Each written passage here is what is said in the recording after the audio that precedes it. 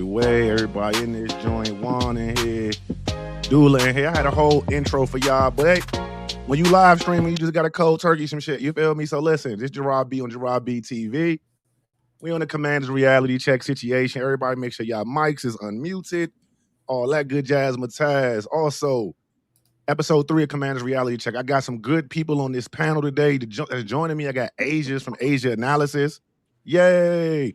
I got Dula. Hey, the man behind the camera, young. You know what I'm saying? Well, you get all the high quality snaps. If y'all ever seen any of my videos, and I hope y'all have because y'all checking us out right now. Hey, credits to him. Always credits to him, son. He do his thing, man. Thug Thizzle. And then you got the GOAT himself, Juan Gotti, man. Big dog in the building. Saratsville's finest. You know what I'm talking about. I'm gonna let all three of them introduce themselves. And then, of course, we got to start with the lady herself, Asia. So go ahead and tell everybody what's up, shorty.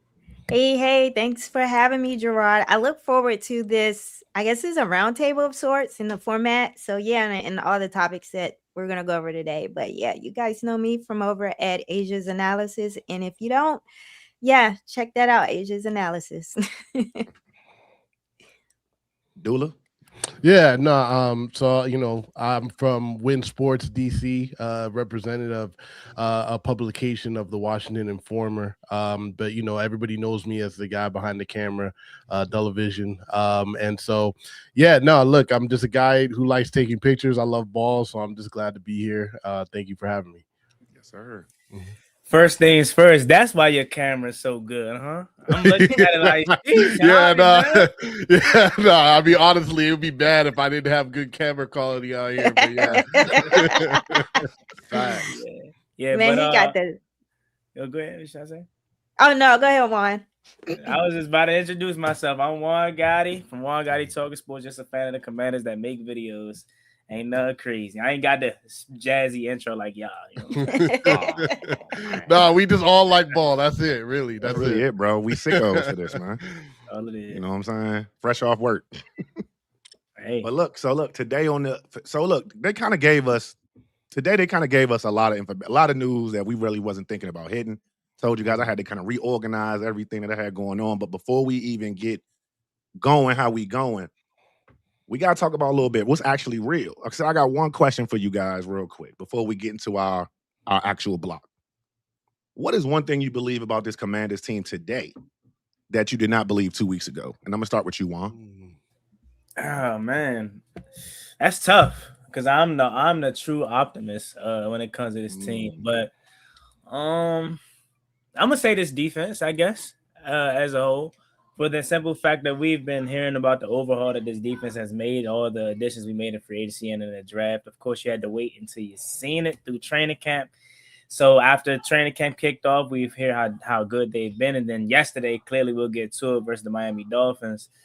They lived up to it. So I bought into the defense originally based off on paper. And then after seeing it, I'm super bought. And I expect this to be one of the best units in the league. So I guess you could say, to a degree, the defense, but I kind of already believed in it a little bit. Okay. Dula?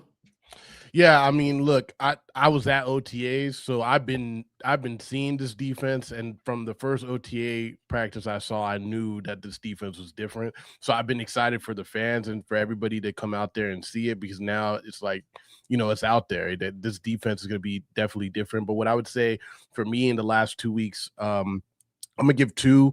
One is that Bill really put the work in the offseason to learn how to pass block and to learn how to catch the ball out of the backfield. I thought Rachaad White was going to be more the number one back. I feel like I'm kind of reverting back and realizing I might have been wrong, and I think Bill is coming to really take over. It's going to be 2 back sets anyway, but I think Bill's that 1A if you're doing a 1A, 1B. And then I think the receivers, man, I think the addition of Steph Diggs, I think this receiver group as a whole, one that I thought was maybe a crutch to the team, is now one of the strengths, just adding that extra guy in there. Got you. Asia? I've been pleasantly surprised about the tight end room, actually. I knew Chig had it in the past game, and I knew they were going to try to find some way to get Ben Sinnott incorporated. But after going to camp and put my eyes on the offensive scheme, the identity of this team in the past game seems to be built around the tight ends. And I knew it based on just kind of what I saw of Ben Johnson and if he was going to be pulling some of those elements. But I didn't know. I also know that in the past game, he very much mentioned in his interview the KOC install, which is a lot of like 3-level scoring and flood concepts. And KOC kind of uses a lot of 11 personnel. He doesn't really incorporate tight end action and all the receivers. So I kind of need to put my eye on it to see how this mashup of these KOC Ben Johnson concepts in the past game, and presently surprised to see how all of the tight ends are hooping. There is going to be a very good tight end that is going to be cut from this roster. And so that's been the biggest one so far for me. Okay, y'all took all the good ones. I probably should have went first, seeing this is my show, but I'll go last, right? So mine would be, you know what? I believe that Jaden Daniels had the mastery of the offense 2 weeks ago. I didn't know it was to the degree it is. Like, you know, you guys been in practice more than I have. I went that one time that Saturday, and it was live. I was okay. I seen him. I seen how he was working it out. You know, good passes downfield and things like that. But it's like this past week, he took it up a notch. You know, I'm talking 12 or 16 in practice or whatever, 70-yard bombs. You know what I'm saying? Like, what we talking about? So I'm excited. Like the man, you know, the myth, the legend himself, JD5. He got me excited. So as we talk about JD5, y'all know he's the biggest topic today going on in the NFL circles, the college football circuit as well. And it's really all about, you know what I'm saying, Baton Rouge. What's going on down there? Now, I'm gonna be honest with y'all. I woke up today. I was not ready for this much slander and bashing of my quarterback. I'm gonna be honest. I felt like I logged on to Twitter and I had to put my hands up. Like, what we doing? What are we doing out here? Like, I saw Asia going to bat. I saw Dula. I saw Rio. I saw everybody. I'm like, what's going on? I checked my comment section. It's somebody in my comments that's commenting about this. Ain't had nothing to do with the video. I'm like, what happened? What's going on? Check my group text. They talking like, yo, they out here trying to get your man out of here. And I'm like, what's going on? So I look. And now we already know what's going on. Cease and desist from JD. Over really name, image, and likeness. Of course, the news that came out, everybody just focused on the fact that it was a number 5 jersey that he cared the most about. DJ Pickett was reportedly promised the opportunity. DJ Pickett came out and said, fam, I'm keeping that number. That's mine. They promised it to me. You know what I'm saying? Hey, water under the bridge to me. Water under the bridge to me, but I have to ask y'all. Who right in this situation? Asia, I'm going to start with you. Is Jaden Daniels right? Or is he overstepping? Or is he overstepping his steed? You're saying between LSU and Jaden, or between the kid and Jaden? Okay, so first of all, LSU and Jaden. The kid ain't got nothing to do with it. Yeah, I think I had enough time to sit here and collect all the information and compile what's out there. And just before I make my case, apparently there was a precedent set here. So Brian Kelly apparently did promise the young man the number. And he held off on giving the young man the number because he said that Jaden wasn't ready for anyone to wear it. So Brian Kelly already set the precedent that the player needs to bless the wearing of the jersey. And that's the same standard he set with Joe Burrow. So for everybody who's with the Joe Burrow think pieces, don't be mad at Jaden because Brian Kelly set that precedent in that the 2 Heisman winners get to bless off on who wears the jersey. So the problem is in the recruiting, you guys are lying to these young kids, just telling them anything. And so you set the young man up to believe he was going to get the number. He gets there. You hold off on not giving him the number because Jaden hadn't blessed it. And you were deferring to Burrow and Jaden on blessing people wearing the number. So this is not some new thing that came out of nowhere. They had previously set this understanding with one another. Right. Well, Brian Kelly isn't there anymore. Here comes Lane Kiffin. Who expects Lane Kiffin to handle anything professionally or to honor anything? Lane Kiffin, he's going to take the easy way out. He is the biggest, he's the biggest person. He creates conflict, but avoids it at the same time. He's like the weirdest dude. Seriously. So instead of just keep on setting that precedent and that, hey, JD still needs to bless off on this because this is how he handled it before. He was like, listen, I want to hear when that agreement was made. So basically I'm washing my hands of it. Wear the jersey. Okay. So we get a cease and desist letter First, we get some cryptic ESPN article in the middle of the night. I read it. I thought it was a bunch of BS, a lot of Yeah, cryptic that's where the comments started coming sources. from. And yeah, like it's like, what is this? Okay. Went to bed, woke up. It blows up because Adam Schefter and his aggregating self, because that's all he does nowadays is aggregate. I don't think that man truly talks to anybody. He just aggregates what's on the feed. So it blows up and it turns into a conflict about retirement of the jersey and the number. And that's not even what happened. They sent a cease and desist and basically said, listen, stop making money off of my name, image, and likeness. Like, since someone else is wearing the number, and the number is part of JD's brand. So, I mean, he's a business entity at this point. And so, as someone who has worked in a company that sends cease and desist to competitors all the time, I understand what it means. It's about business. You usually there's a business component to this, not about a stupid jersey. Nobody sent the cease and desist to tell them to stop letting people wear the jersey. He has no legal right to the jersey number. It is the actual money that they're making off of his name being linked to the jersey. So in that case, that man has every right to send a cease and desist and tell them to stop making money off of my name.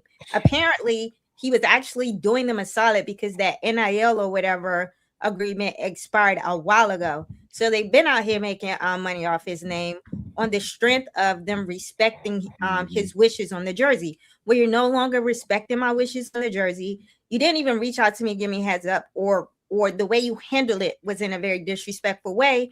So on general principle, stop selling anything with my name on it. Don't sell no more jerseys with JD's name on it, with the number 5 on it. And so, yeah, no, he is a brand. Everybody want to treat this young man like he is just an entertainer or football player or quarterback. He's also a brand out here that makes a lot of money off his name. So, yeah, my response in a very long-winded way is that JD's in the right here. I just had to set the story up for people to understand, because people don't like to take the time to research and read about what's going on. Oh, yeah. My only tweet of the day was reading is fundamental. Because, once I actually read the documents, I'm like, oh, okay, yeah, no, I get it. This is some NIL shit. You know what I'm saying? It's NIL. It don't got nothing to do with, and even if you say it's their program, it has nothing to do with the terms and conditions of the actual contract that legally states that when he left, got 180 days, Mo. They can't use his name, image, and likeness anymore. So you After can side with the like that. You can't. It's just it's about a contract, bro. This ain't about no history or tradition and their right to use the 5. It's about the NIL. It's not about the number. Got you. Juan, how you feel about it? I know you don't really touch on these little political joints like this, but let me hear your take. Yeah, so first of all, I mean, I appreciate Asia for breaking it all down. You know what I'm saying? Because I got a new, because like you said, I wasn't even about to make a video on this, whatever. I was just going to be like, preseason football tonight, can we worry about that? Like, that's how I was really talking about it. But after hearing what Asia just said in this totality, it makes sense, right? But I first want to start by saying, y'all brought up Lane Kiffin. Like, who trusts Brian Kelly too, right? Yeah, bro, they're both horrible. The way he did Lacey is crazy. Yeah, man. Wait, Lacey, Greg Brooks, you know what I'm saying? But we all know that story. So it's like, it started there for me. Like you said, they just be saying whatever they want to get these kids to sign at their school. But if it's solely off of, hey, look, NIL purposes, y'all making money off of mine. And that was my mindset when I was on my way here, because I seen the title. I was like, this doesn't even seem like a Jay and Daniels thing in terms of the number 5. Like, I don't necessarily think he cares that much about it. This is the same guy that comes to the media and always talks about how he doesn't even really like doing media things or really cares to be out in front. So if it ain't on the football field, it ain't him. Right. So I don't think he cares about the number 5 specifically, but it's like y'all said, it's, hey, I know I'm probably the most famous person to wear number 5 in recent memory. If y'all are making money off of me or whatever may have you, and y'all can't honor the contract that y'all talked about, we're gonna have to take this up with the professional route. And as y'all said, he's a business. He makes money off himself, and everybody always just likes to throw shots at his mom and doing things like that just because it's his mom. But I look at her, yes, you are Jay and Daniels' mother, but she's also, as we know, his age and things like that. So she's probably doing this thing the proper way and handling it how it should be. So for me, I don't have much, to say in terms of facts or whatever, because I really was just staying clear of it. But after hearing you break it down in its totality, it makes sense to be back in Jaden Daniels because, hey, he's the brand at the end of the day. Yep. Dula, what you got? You on mute. You on mute, Dula. Hold on. My bad. There you go. Can you hear me? Yeah, okay, my bad. Yeah, no, look, I feel you. I think my feeling is that people got to take the business side of things away from football, right? Like it's getting jumbled all in the mix of everything. People look at this and they hear the story. And I saw this article come out last night and I was like, oh my God, like this is not something like I want to care about right now. I want to care about football. And so look, I'm a person who works out there. Y'all know, like I'm always trying to find value and money off of my work. So like anytime like stuff is going out there, like you got to defend yourself. You got to protect yourself. You got to protect your product. And it's really just money when it comes down to it. Right. And, you know, people don't want somebody to fight for their own rights or fight for their value. And I think that that's what Jaden's team is trying to do. I think I feel bad for Jaden specifically because like we all know the person that guy is. He don't care about this that much. Like I think he care about being able to take care of his family and all that, but he's focused on the season. You could see it in the message that he sent out to everybody. And so for him to have the right to fight for his value, I think there's nothing wrong with that. I hate that it's getting jumbled on like him in his character or whatever, you know what I'm saying? Like trying to put him in this picture of some dude that is not caring about football, is caring about his image and all that kind of stuff. So, you know, I just, I'm excited to see what he's going to do this year because I feel like he's extremely motivated. I don't love everything that people are saying, like just the way some media members run with this story, like you said, without really reading, without really understanding that this really isn't about the number at all. I don't think he cares that much about the new kid, you know, wearing the number. It's about, you know, contracts, communication between him and LSU, which is weird to me because they're honoring a contract or honoring, you know, a deal with a coach that isn't even here anymore. Like this coach that was here before made a deal with this new player about the jersey number and stuff. So like even that being involved in this conversation doesn't make a ton of sense to me. I don't really trust Brian Kelly or Lane Kiffin anyway. So yeah, like to me, I just feel like the worst part of this is the timing of it all. Like he just balled out this weekend. You know, it's the beginning of the season. I think this is like it's starting to become somewhat of a distraction for him moving forward, and it shouldn't be. But I think that this is where people want you to this is where the shut up and dribble stuff kind of comes in, and no one's in favor of that kind of like, you know, rhetoric, I guess, you know. So I'm not like I don't get the whole he can't walk and chew gum at the same time. This happened like a week ago and he's been out there balling, so I don't buy that. I also don't buy that at the same time. I see a lot of the comments. There was a comment made, he's playing both sides and it's an Instagram story. I don't think that's what he's doing. He told y'all straight up, this is about business. I was hoping that it would be handled privately, but now that it's out there, we very clearly have some things to deal with. At the end of the day, I told somebody today was like, well, it's petty that all of a sudden now he wants to send the cease and desist because they gave the number away. I'm sorry, you can't, like, the precedent was set that nobody else was wearing the number, so his brand wasn't mixed up with another player. That 5 in LSU was directly linked to Jaden. It does not make sense for him to be running around trying to market off the LSU Heisman and 5 if there's another player now wearing the number. It's business, right? So you send the cease and desist and the cease and desist to me just sounds like, hey, this is a mess. We tried to talk to you, or maybe it's in flux because they did have a leadership change. Like they changed from one coach to the next. We got to send a cease and desist so we can either renegotiate the terms of this new NIL deal or handle the business with the university, that's what I took from his Instagram post. We got to get this contract or this language in the money business part of this worked out, because from what I read from the legal number is that, and my understanding is that 180-day rule has expired. So technically they're no longer allowed to make money off his name. I don't throw the number out of it. Like they got to get that part of it worked out so that they limit. I explained to someone limited licensing deals are part of a lot of professional athletes contracts. Like when everybody was making a big deal about Caitlin Clark not being on that WNBA 30th anniversary jersey, it's because in her contract they can't use her image. They can't literally use her picture of her anywhere in perpetuity. They can use her number, but they can't use her picture. So the reason why she was left off that poster is because of business reasons. So I understand that, that man has gone from a NIL college deal to now he has all of these sponsorships and brand deals where they may have exclusivity clauses in the contract where they are the only ones that can have access to his image and likeness. So no, it does sound like they need to hold off on selling merch or selling anything associated with his name until they can get the business side of it worked out, which that's what I took from it. It's like the business side, he said it. I understand that people don't understand there's a business side of this, but there's a business side of it that I think is what is around the cease and desist that people are conflating with the actual number thing, which I think is a totally separate thing.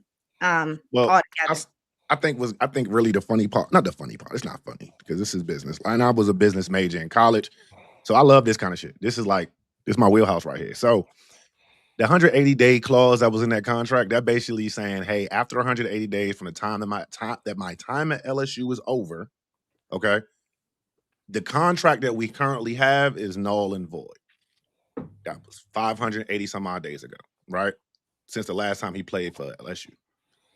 But because of like the Heisman House commercials and things like that, we still profiting off that number, because when he's in Heisman House, he has to wear the number. He has his jersey number on. He has a jersey on. Everybody in Heisman House has their jersey on. Now, some of them got their jersey retired. Well, not all of them. Most of the current players. But it's kind of I would say the rub is for me is the fact that we talking about something that was promised to a player verbally, and then another player is being promised his number verbally. You get my drift? So it's like you kind of reneging on a verbal promise. You didn't make it, but your organization made it. And then you're making that same verbal promise to another young man. He might not come out and say, hey, I want this, but it's just, I don't think either side is right. I think this is going to get kind of messy as far as like business goes, because it's going to be one of them NIL line in the sand type situations. Like, when you talk about you got to have a buttoned up contract, you got to have a buttoned up contract. That's what they're going to really be. And that's what, you know what I'm saying, Jaden Daniels' mom, that's what she's going to be doing, making sure that the business is right? So I ain't really worried. The timing is not good. No one likes the fact that it's right before the first preseason game. You think this was on accident that it dropped last night? No. Yeah. No. Nothing happens on accident. It's a PR statement, really. I don't know which I want him to say. He's putting out fires. He can't come out and say LSU is wrong. He won't say anything. I think the statement is a carefully prepared PR statement where he is trying to balance both sides, right? Because there is still business that appears to need to be handled. So I don't disagree with the fact that his statement wasn't forceful. He's trying to de-escalate with the statement. That's how I view his statement. Like, he's trying to make good business stay good business, because it's good business between him and LSU. Like, it's good money there. You know what I'm saying? He's like, I got all these brand deals. You guys are a brand deal of mine. We just need to come back to the table and renegotiate some things. Now, I did agree with RG3 when he talked about it a little earlier, from the simple spot.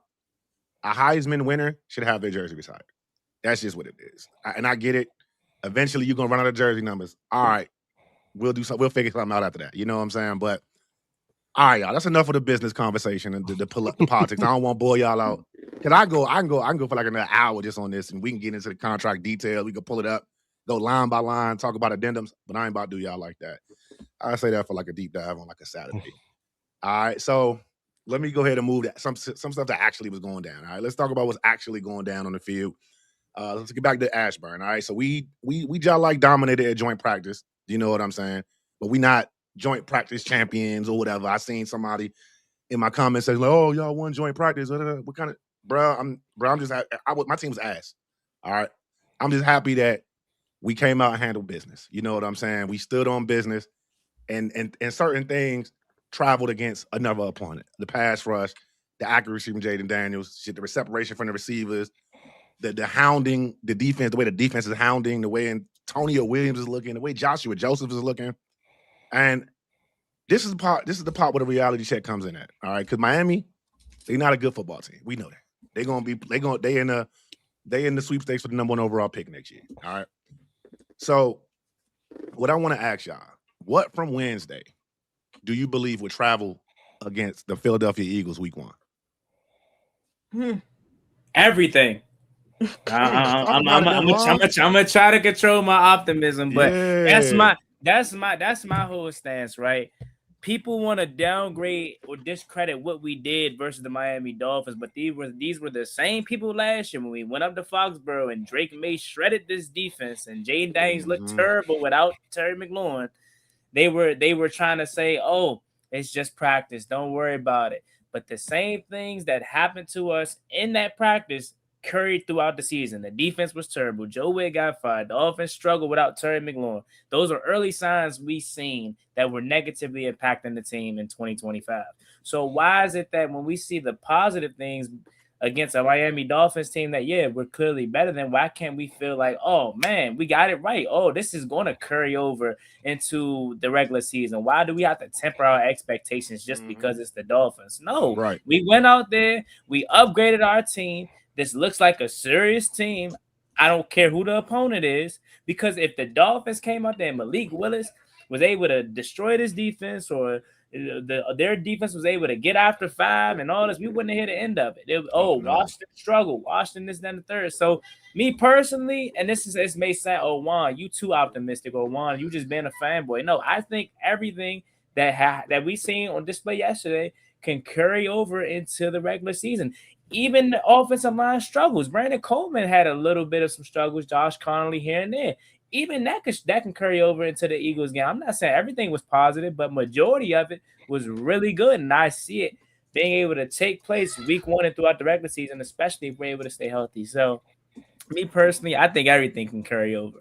Okay. They just hating that it was all positive, really. That's all it is. Even they hating.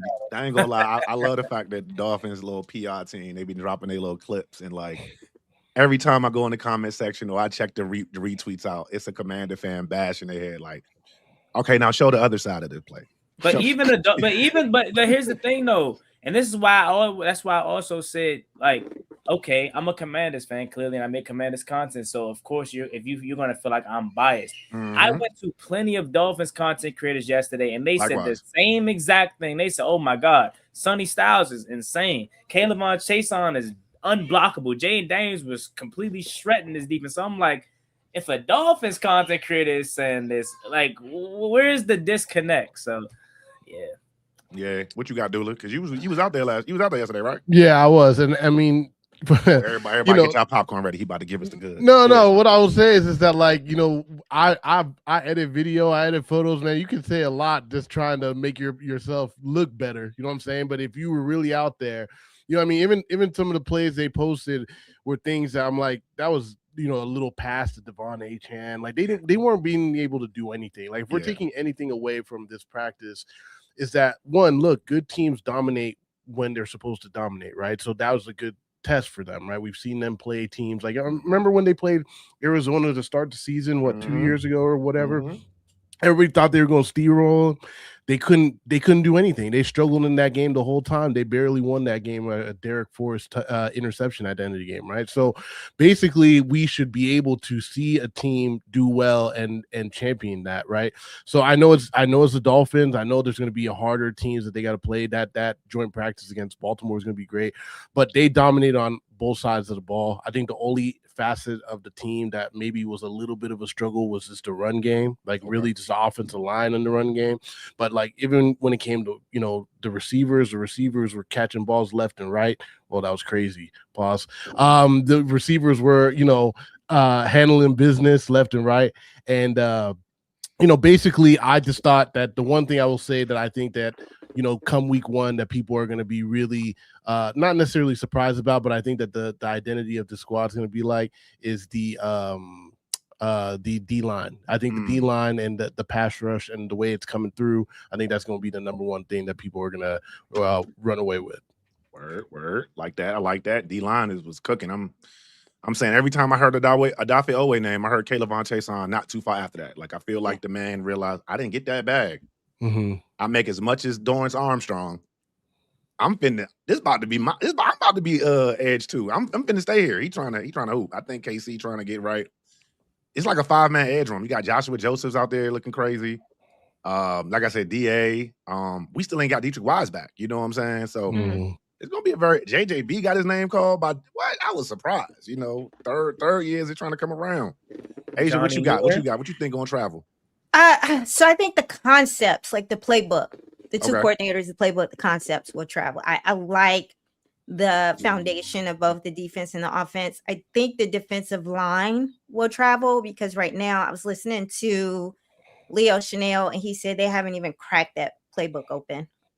They haven't really got into their stuff. So that's basically just the edge rushers just getting off in practice and them not really scheming up a lot of just like different looks and exotics and things like that. So if that's how we looking just off the strength of just sending them boys, I'm excited about how it's going to look when he's actually in the bag scheming it up. So I definitely think the defensive line is going to travel. I'm going to be a little bit of a negative Nancy and talk about this run game because I do have some concerns about the interior line with the run game based on what I heard. It wasn't good. And I don't know if it's because I did hear that, and it feels like he hasn't necessarily installed that run game. So they're basically just handing the ball off and maybe just kind of just running without an actual like install plan around the blocking game and things like that. So I'm going to hold off on being alarmed. But for the most part, I am concerned because I don't know if it's a Julius Good-Jones thing. And when I went to the open practice and I told people, I just felt like nothing was going up the middle. And I couldn't determine if was our defense because we had such stout, interior run game on defense and those linebackers were doing what they were supposed to do. I couldn't call it up against our own defense. But hearing that we struggled against someone else's defense and interior line is making me feel like there's an issue with the interior line, which I am not feeling comfortable with that going up against Jalen Carter and Jordan Davis. So that's kind of the only thing I am worried about. If you give me competent tackle play on the outsides, I'm fine. I sit up and watch poor tackle play and people work around it all the time. So I just have it baked in that we're not going to get that Laramie Tunsil type of productivity on like we just got to move on from elite level play there and get competent play, and I'm comfortable there. But they have been actually annoying me all off season with the messaging around this interior line and this center situation, and it still is making me uncomfortable with the lack of urgency there from DQ. Like he gets up on the podium and gaslights us. Like that situation is not in a we need to be in panic mode right now. About this interior line. Like I don't. He's not gonna do that. He know everything. He got so much pressure on his cap. It's crazy. All right, that's why he bald. Like he's smart for staying bald. Like is that shit probably white gray. But now let me ask y'all a question because you made a good point about the running game. Do you think y'all think the running game is the one position group that is going to determine whether or not we like a true contender in the NFC? Besides the interior offensive line and running game kind of married together, if you get my drift.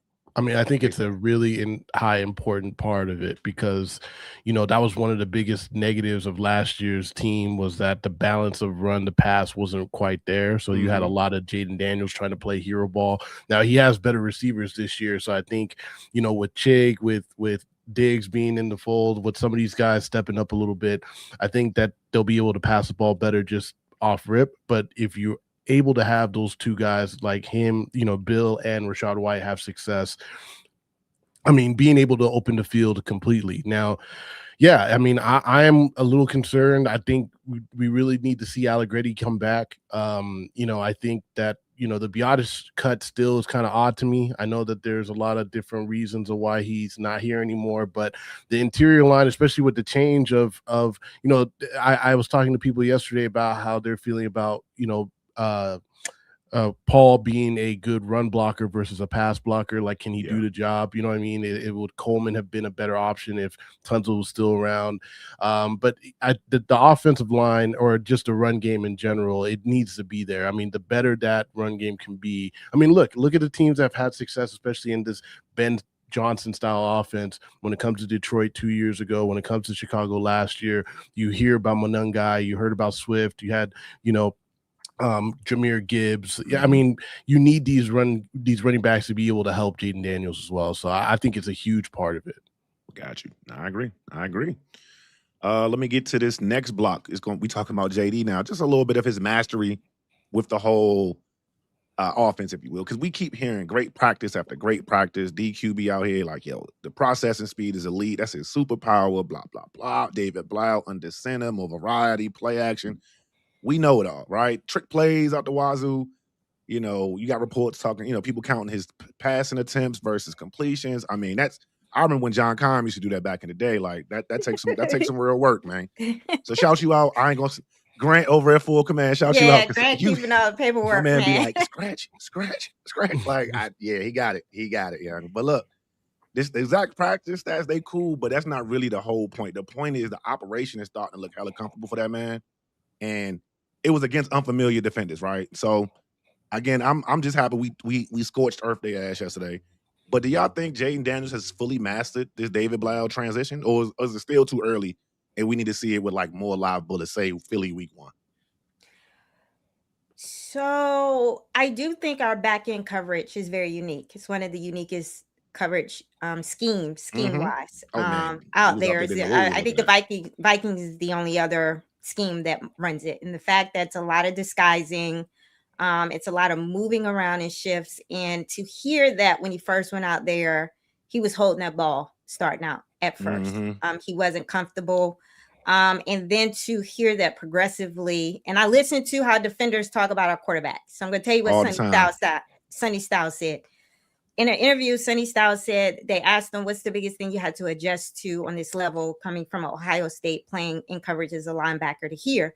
And he said that it's the quickness of the release. It's how fast that ball is coming out, right? So, yeah, he's saying that and why he is having a hard time. And I think it will catch up and he'll get there.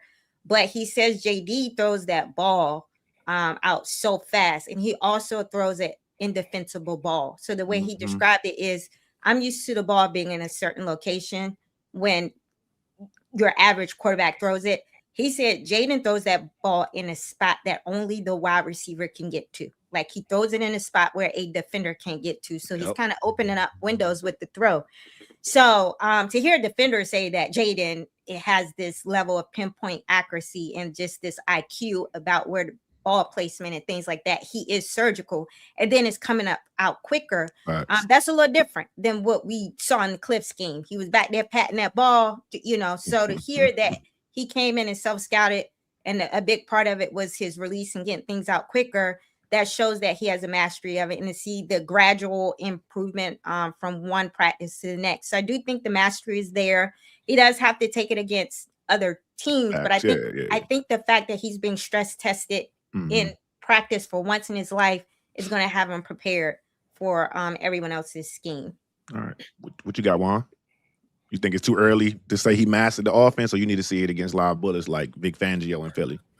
So, I mean, I think you can say it from both angles. When you listen to Jalen Lane a few months ago, he said it seemed like he was a part of this coming up with the offense process, like sitting down, putting it together himself of how quick and how much he's mastered this offense. I don't think it's a shocker.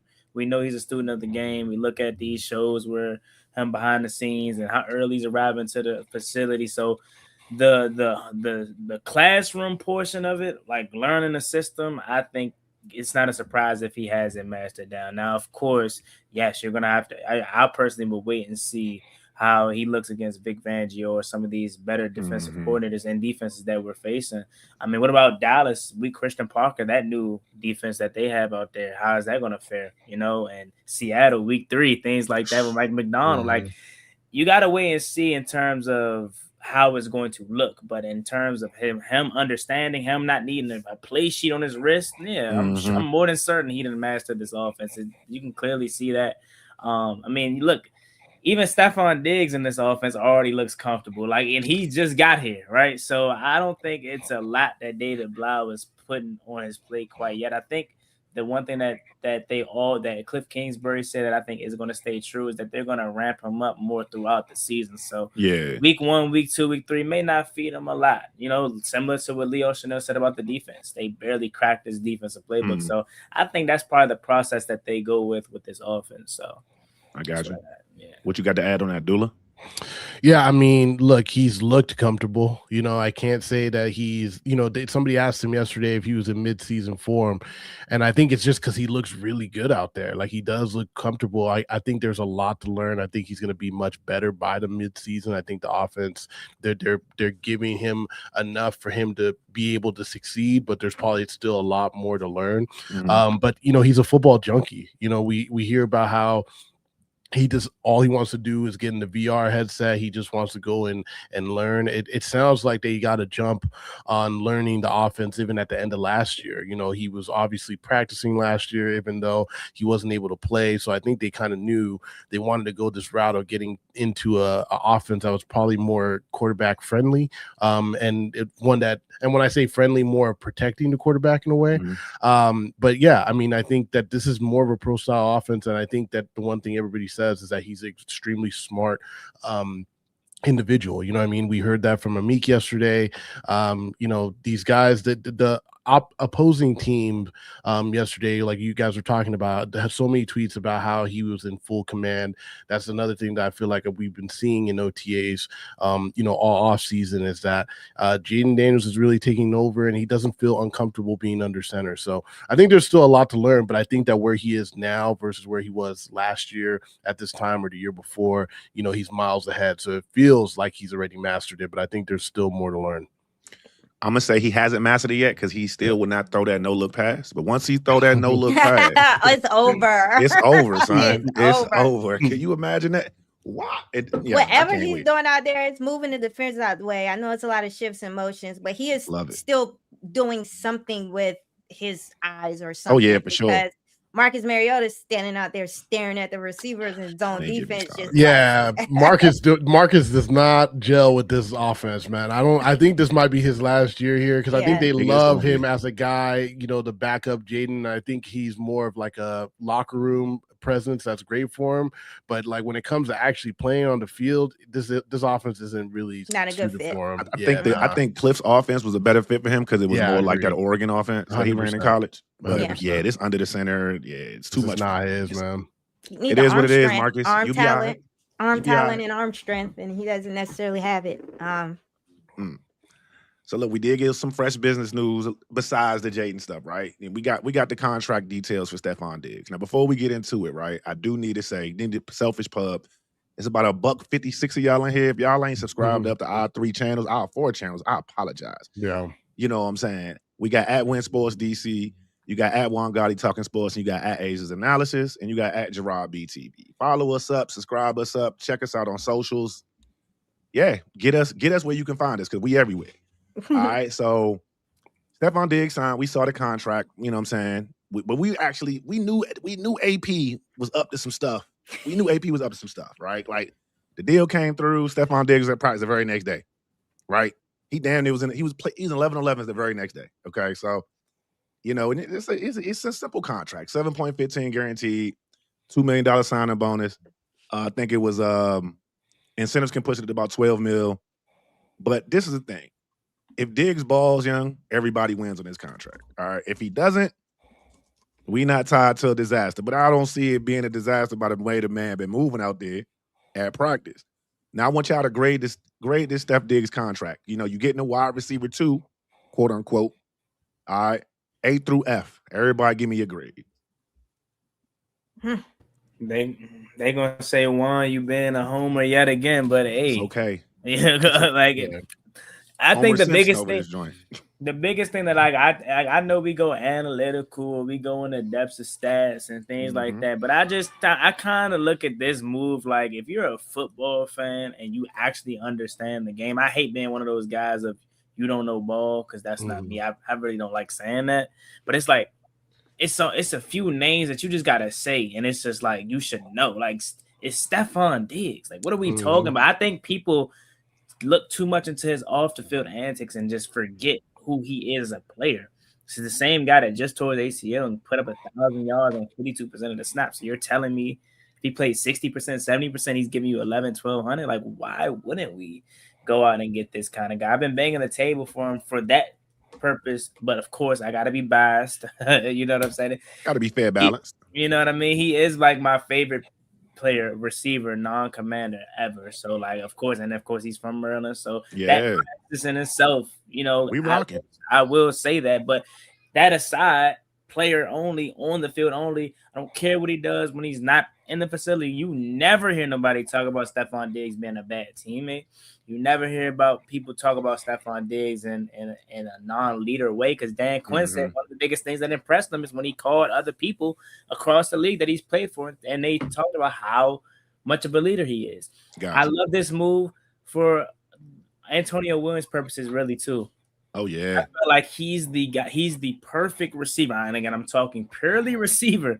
Is the perfect idol or guy that can mentor Antonio Williams, because I see a Stephon Diggs and Antonio Williams. I see the potential. And then when you go back to his time in Houston, he meshed well with Tank Dell, Nico Collins, and all of them, and CJ Stroud.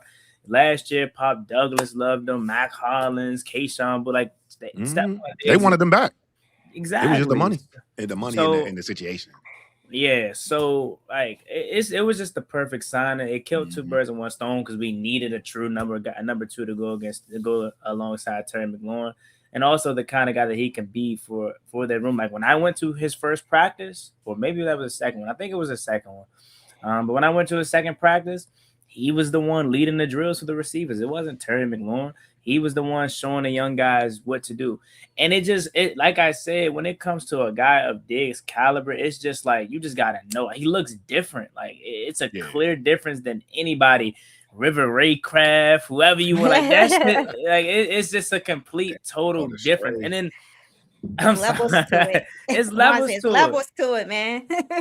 and then when you look at Terry McLaurin, like I know Terry tries to stay mellow, but I know deep down inside he is smiling ear to ear. They already got a handshake. It didn't take them but a practice. Terry McLaurin is so happy about this move, and I am too. You got Stephon Diggs. Stephon Diggs came in the league in what season? Was it 2016? 2014. 2014. Yes. What year Terry got drafted? 2019. So you don't think he looked up to Steve? You don't think he looked up to Steph Diggs a little bit? I'm See what I'm saying? Even Terry get a little mentoring. You know what I'm saying? And it's like how, like, just honestly, it's genuine. How like just healthy wise, okay? How far removed do we think Stephon Diggs is truly removed from being that last? We can just go with that last. Talking about that 1,600-yard season from Buffalo back in. Oh yeah, I would say. You can give me 1,100 yards, Stephon Diggs. I think that's where he at right now. I think he anywhere from 1,000. And that's still one, like he said in his documentary. You can't name me a better two than him. And of course, you can have George Pickens, T. Higgins. You can go through the list. You got 3 or 4, 5 or 6. Can pick.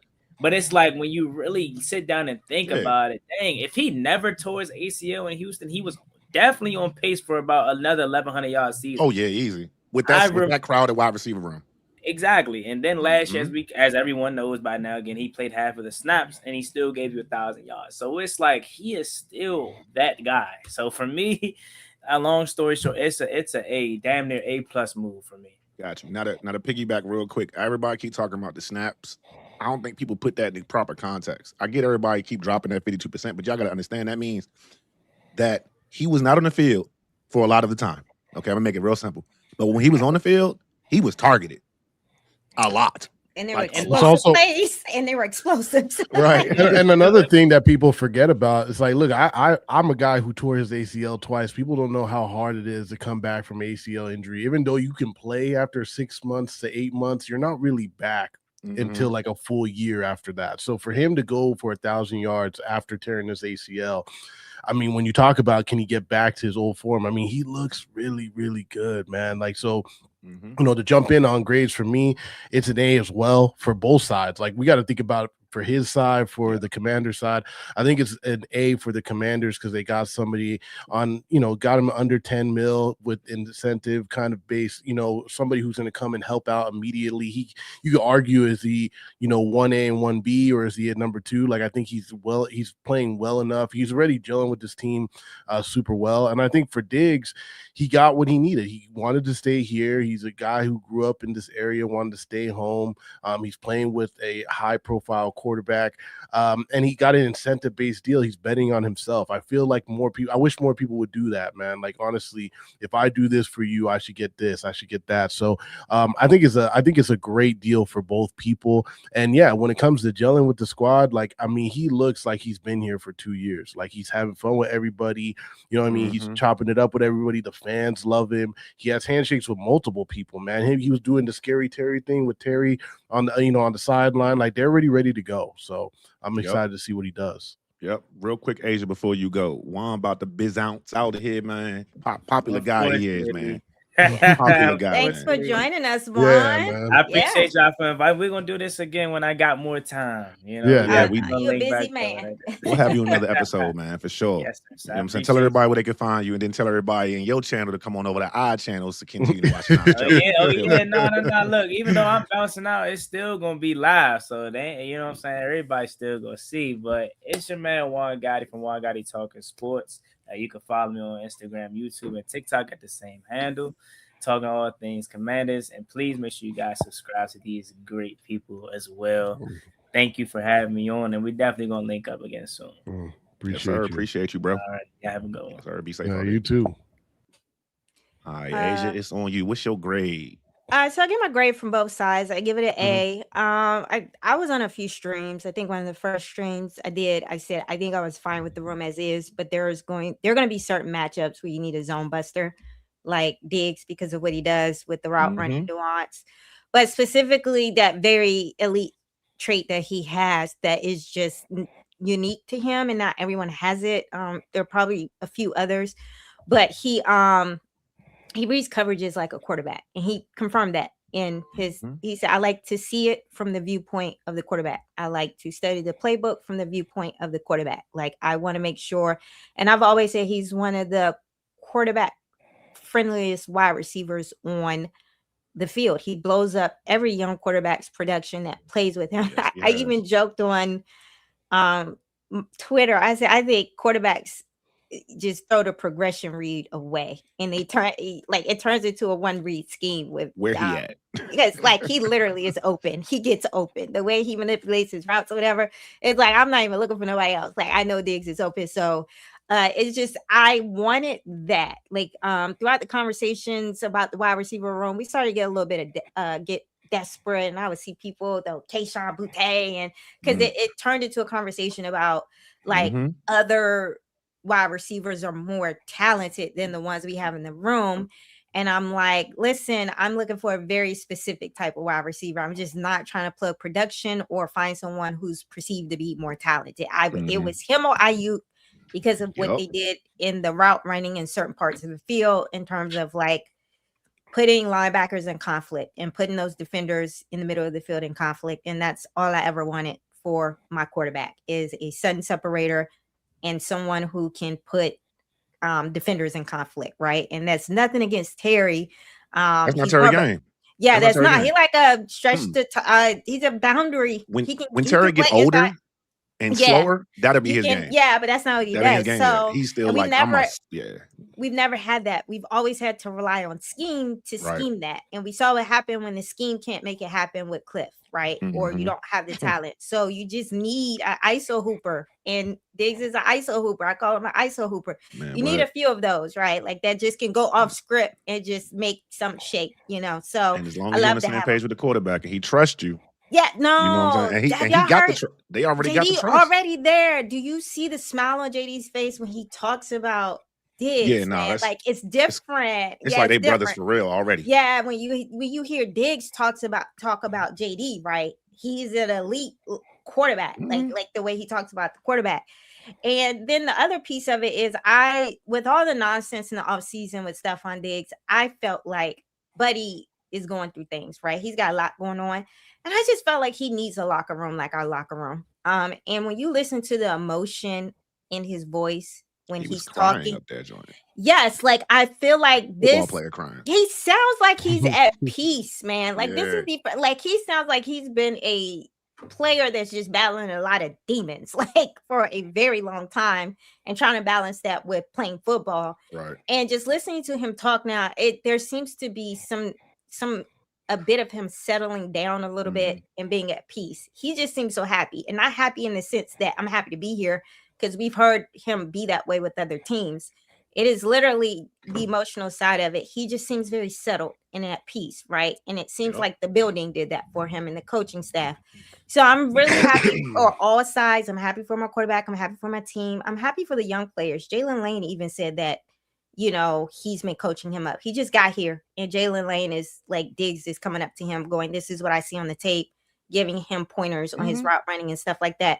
So it's for the people, because I thought, Cool Bean said it, people are flip-flopping because there were a lot of people saying that this would interfere with Antonio Williams' progress. This is the best thing that can happen for the young receivers in the room. All of them. Antonio Diggs, he's the perfect guy for Antonio Williams to learn. They're the same type of wide receiver. Same kind of, and the whole separation and how they play the game. Like, I think Antonio Williams jumping into the squad to be the number 2 was going to be a mistake if they didn't go and get somebody. Him being the number 3 is dangerous, right? So I just feel like all these guys are really going to benefit from having a guy like Diggs in the room. So I'm really excited to see what this wide receiver group does, not only in this preseason game coming up, but just overall in the remainder of this camp. I just think it's crazy. We went from not having a wide receiver 2 to now having a wide receiver 1A and 1B. It's kind of crazy, bro. I always wanted me a 1B. That's a sensitive topic, but listen, man, he said, y'all, it's okay to have a 1B. Like, see, like the really, really great teams, like I don't think these guys have that type of ego. Jamar Chase was out here trying to help, T get his money, and he was like, T is a 1B, and then you hear CD refer to George Pickens as a 1B. Like, these guys don't have that kind of ego. So I think we project a lot onto players. I've seen it recently where you see it today. Like people get so in their feelings about like referring to him as the wide receiver 1 because of Terry, and it's like, come on, y'all, Terry don't care. Terry, like, I got my direct deposit. Okay, that's good. Like, he does not care. Like, these guys, you good with me? We good. And we not giving out high 4s. We giving out high 5s. That was my bad. Couldn't help myself. But now you're right. Now listen. Before, I don't want to be a Debbie Downer, because you did touch about the running game earlier, and I did have a little topic about it. Because we got the center position is what it is right now, right? And even with Nick Allegretti back, we don't know what that's really going to look like. Like, we don't really know. Laramie Tunsil. You know what I'm saying? O-line chemistry. You know what I'm saying? All of that, all of these things, right? All of these things. Then you got the running backs, Bill, Katron Allen, Rashad White, Jerome Ford. That's a lot of running backs, bro. We got a lot of running backs in the room. A lot. It's not one foot. It's too many. It's too many mouths to feed, right? As far as playmakers go on our team. But that's a good thing. And so the joint practice, it did kind of expose some concerns, as y'all was talking about the interior run game. Even while the passing game was thriving, that's kind of why I mentioned earlier about, do you feel like we need to have a viable running game in order for us to be a true contender? So on a scale of 1 to 10, how concerned or worried are you about the Commanders' run game? Is 10 like the most worried and 1 being the least? And the most? Probably like 4. Like, I'm not that worried. Yeah, I'll be honest, I'm not that worried. And it's mainly because of the fact that, 1, this was their first real strong test without Tunsil. Like, they reformatted this O-line, right? Like, they gotta gel together, they gotta play together. So not having your center right in the middle, and that's what everybody was talking about, is like they couldn't really run up the middle that strongly. I'm not super concerned, to be honest. The team played so well yesterday. That was like us nitpicking on something that just wasn't 100% right. And also, when you look at Miami Miami doesn't have a great team, but their D line isn't that bad. Like that's probably one of their front seven is probably the best part of that team overall. So I'm not super worried. I'm not saying that like it could be a concern later on. I'm just not hitting the panic button right now. Got you. Asia, what you got? 1 through 10. I'm gonna put it at a probably 4. Not because I'm concerned. It's because I'm irritated with Dan Quinn's approach to this. I came into this understanding that a zone scheme required chemistry and Elephants moving in one communication. direction. Yeah, you need to have that locked in, and it's these camp battles that have really delayed this, right? The competition he wants. The competition he wants so bad. Like, come on. So, I think for the most part, this whole situation with Chris Paul and Coleman with the guard thing is not about Chris Paul being better. It's not, because you let him walk in the offseason and you paid him like a piece that was easily cut. This is about motivating Brandon and making Brandon earn it or fight for it. And I'm one of those people, like, you are wasting valuable reps with a young man that needs to be getting reps in the guard position. We know at the end of the day, y'all are going to give him this interior guard role, but we're going through this performative nonsense where he has to earn it. And so it's like, I just, come on. And then the Gobin thing, come on. Like, at the end of the day, Allegretti went down. Why can't you give Gobin the second string? You drafted him, right? You drafted him. He should be getting the reps with JD right now and as the backup, because this guy Good Jones has been on that practice squad this whole time. So all of a sudden, DQ, he gonna materialize some talents that he hasn't the last couple years to become a good backup center.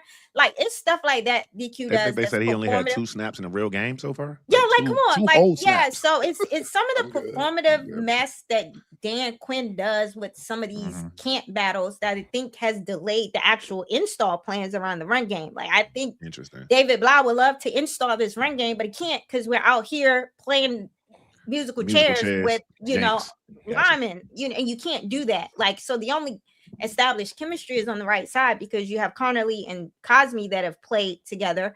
You got Nick Allegretti that's been out, and we've been messing around with Good Jones, who's clearly not good. And then we had the Tunsil injury where I was like, go out and give me a tackle, bro, so like Coleman can stay in the interior guard role, because the zone scheme is about like getting to your spots on blocking. It's not like a gap block. It's just like you have to be athletic and quick and shifty, and I just don't see that in Chris Paul. So it's like, I'm glad you said that, because I mean, I was saying that the other day too, on the fact that like they should bring Decker in or bring I was just going to ask you, so y'all team Taylor Decker, huh? I'm just team bringing somebody else. Like, you have the money, and like, yo, like, honestly, and y'all saying that not because of the tackle position. Y'all saying that because y'all want to solidify the left guard spot. That is that's what I mean. It changes everything. People don't realize that injury to Tunsil changed the whole line. Domino effect. Like, that's the thing.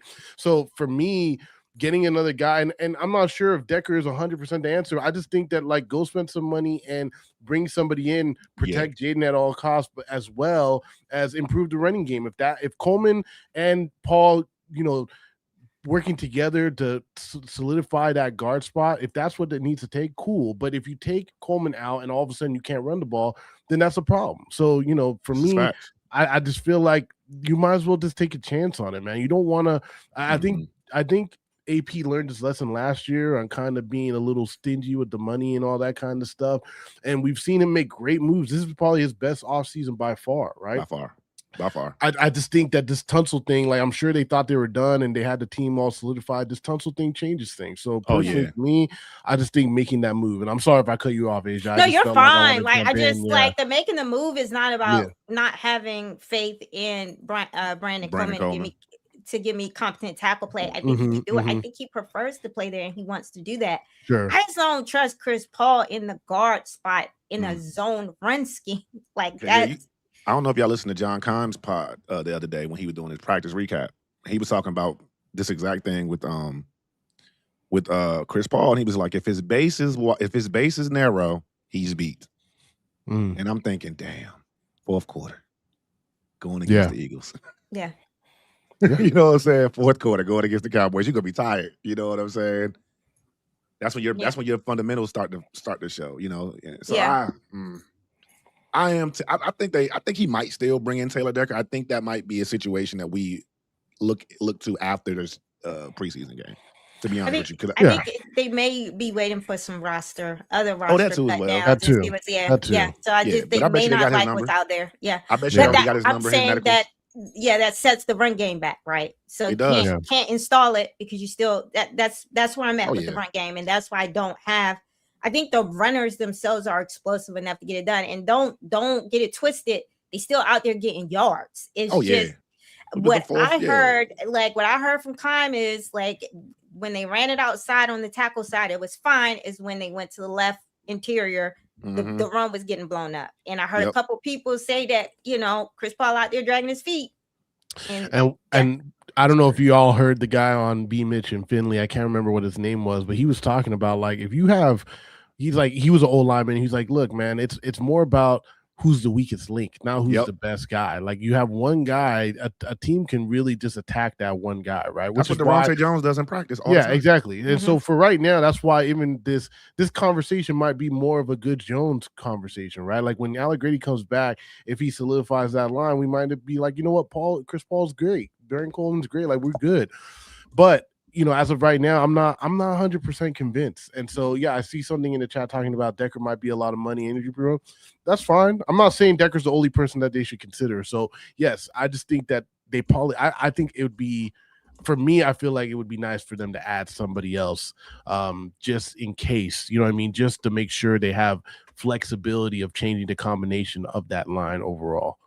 I was gonna say, AJ, isn't it nice when you ain't got a host because you can be you in that Yeah, chat moderating yeah. it up. Appreciate you.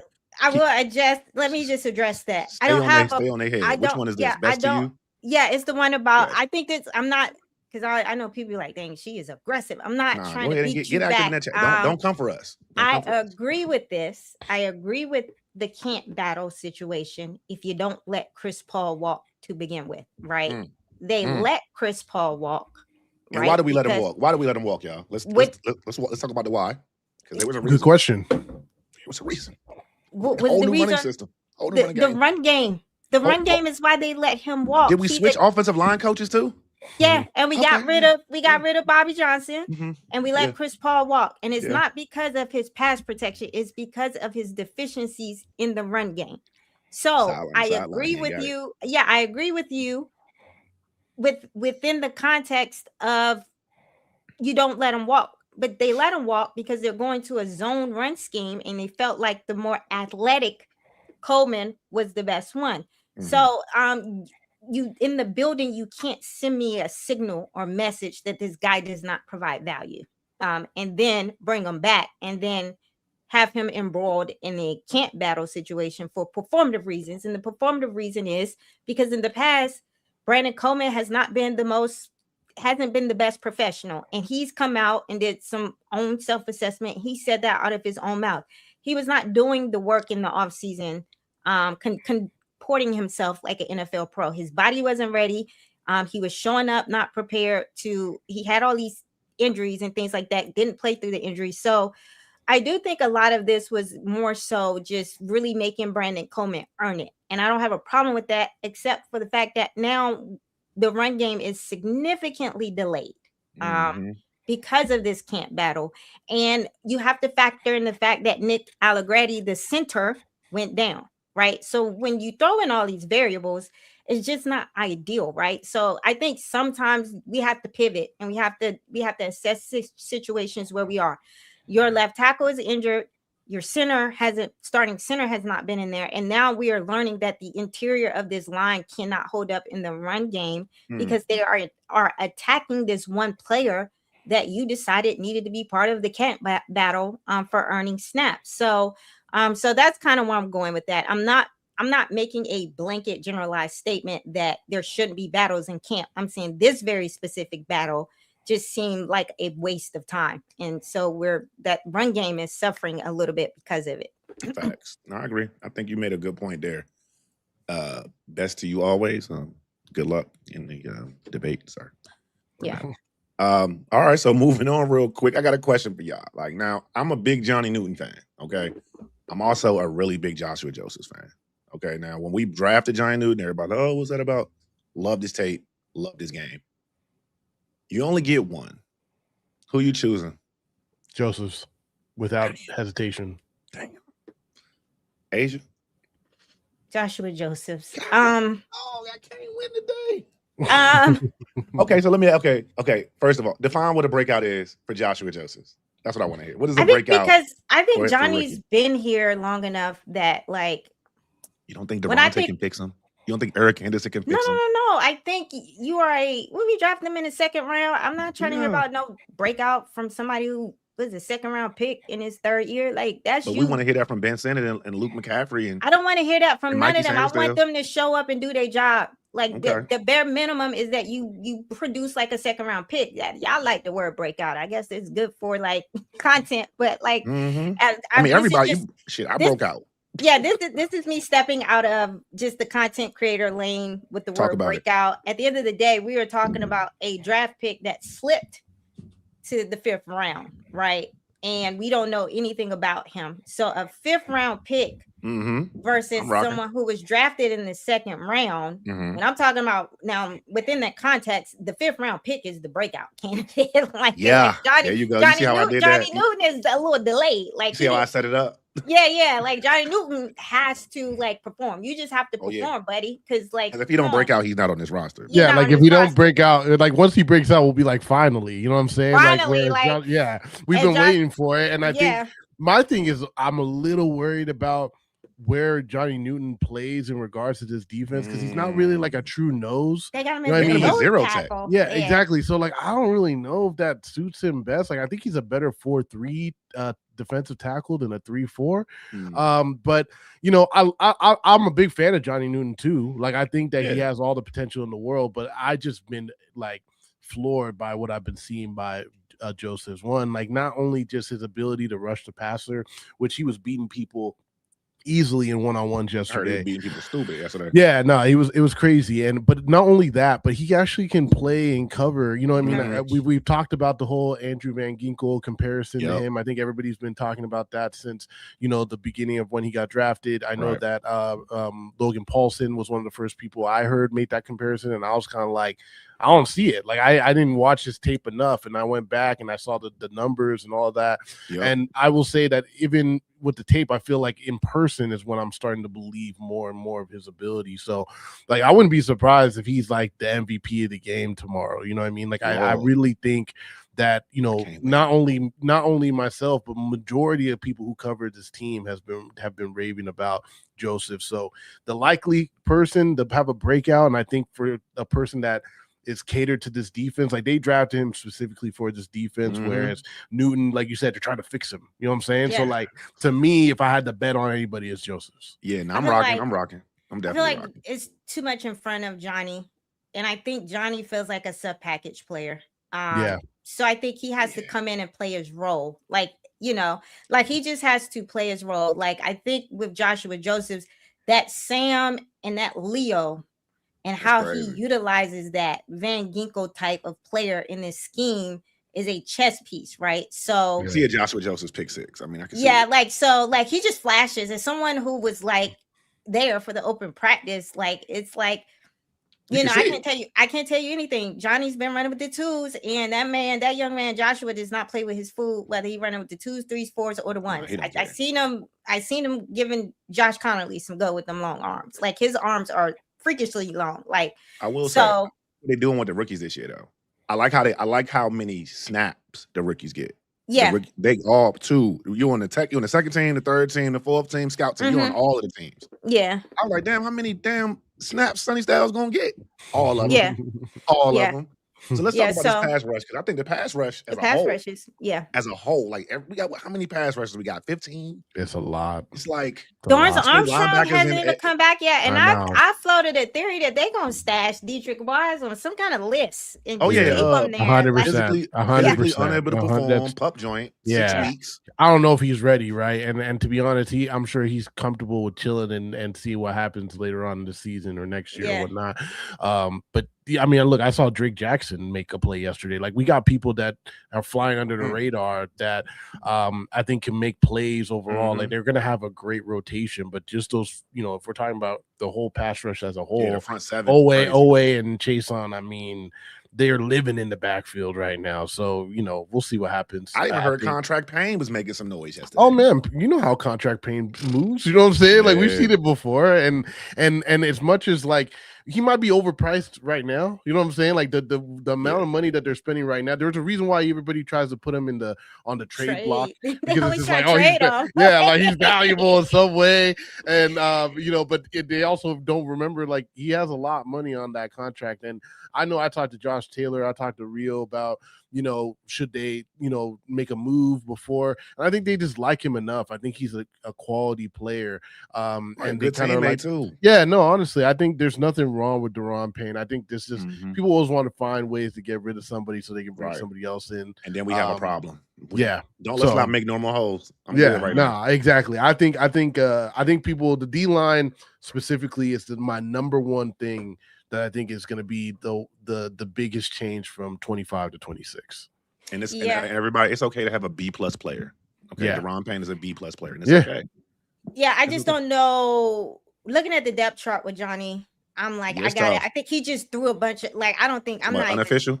that that depth be- chart that unofficial joint. because of the way They that shook that joint up. this is the Mhm. most positionless defensive unit. So I'm Mhm. not paying attention to nothing on that depth Yeah. chart except for Revo as the starting free safety. That's the only thing that's got me like we can't be serious. But like the rest mean- of it, it's like it feels very fluid. like Revo don't want to hear that. Revo, if you watching, bro, shout you out, bro. Congratulations. well, it's bro.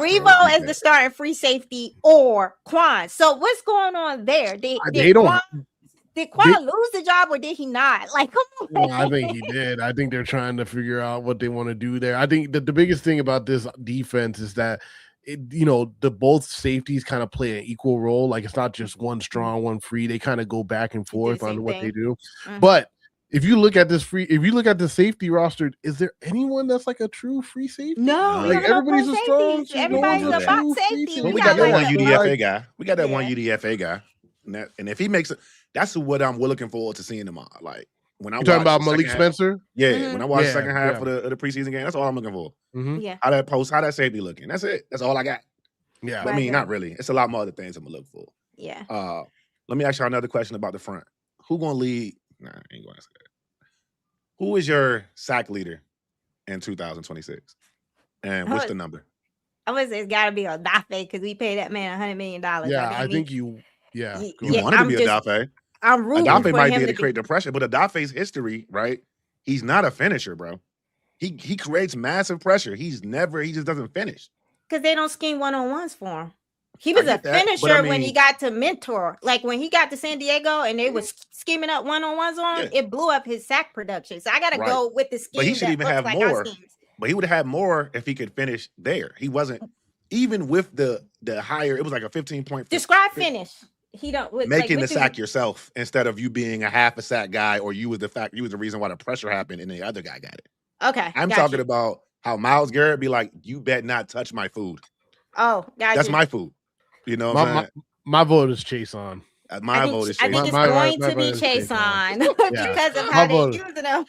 Yeah, He gonna clean my up. vote is just Chase on, also because of the fact that he's playing on like a contract deal, right? Like Yeah. he's betting on himself. So like, motivated. like he's locked in. I just think I think a lot of people are gonna get some sacks. Like I think it's Mhm. gonna be a spread out kind of thing where like everybody has a few sacks here and there. But my bet is Chase on. I'm a big fan of Chase on's game. I loved Oweh as well. I was super excited Yeah. that they got Oweh. So having both of them, I was shocked that they were able to get both. But I Right. think that him just being on a contract year, that there's just like a little extra motivation when they know that they're trying to get paid and try to solidify their career. So that's who I'm voting for. That's crazy. None of us said Dorrance Armstrong, our leader from last year. You know It's what true. I'm saying? And I mean, like when they Is bought he in KC, starting? Like that's because kind of they what I'm about to have get at. they Because have I feel Chase like on in front of him. Do you think that when he comes back they flip flop? That's why I I'm don't think so because Okay. KC can drop in coverage. Mhm. Dorrance, we like our Dorrance moving forward. And he is our best edge setting edge, if you will. I think they're going to use him in run looks. I That's- agree with you on Bingo. that's that. what I'm saying. Exactly. That's what I'm saying. Yeah. I don't know. Like, I think that when we talk about like, trying to massage a player into a defense, I feel like that's what they're going to kind of have to do with Dorrance. I think he's a better 4-3 end and a 3-4 end. But, I think these guys off the outside, like, I just think that they're gonna have better rush ability. So He but was I spicy at his press conference. He was like, "Look, they know what's up." I was like, he trying to bitch some people in the room. I like it. So y'all think we're gonna have?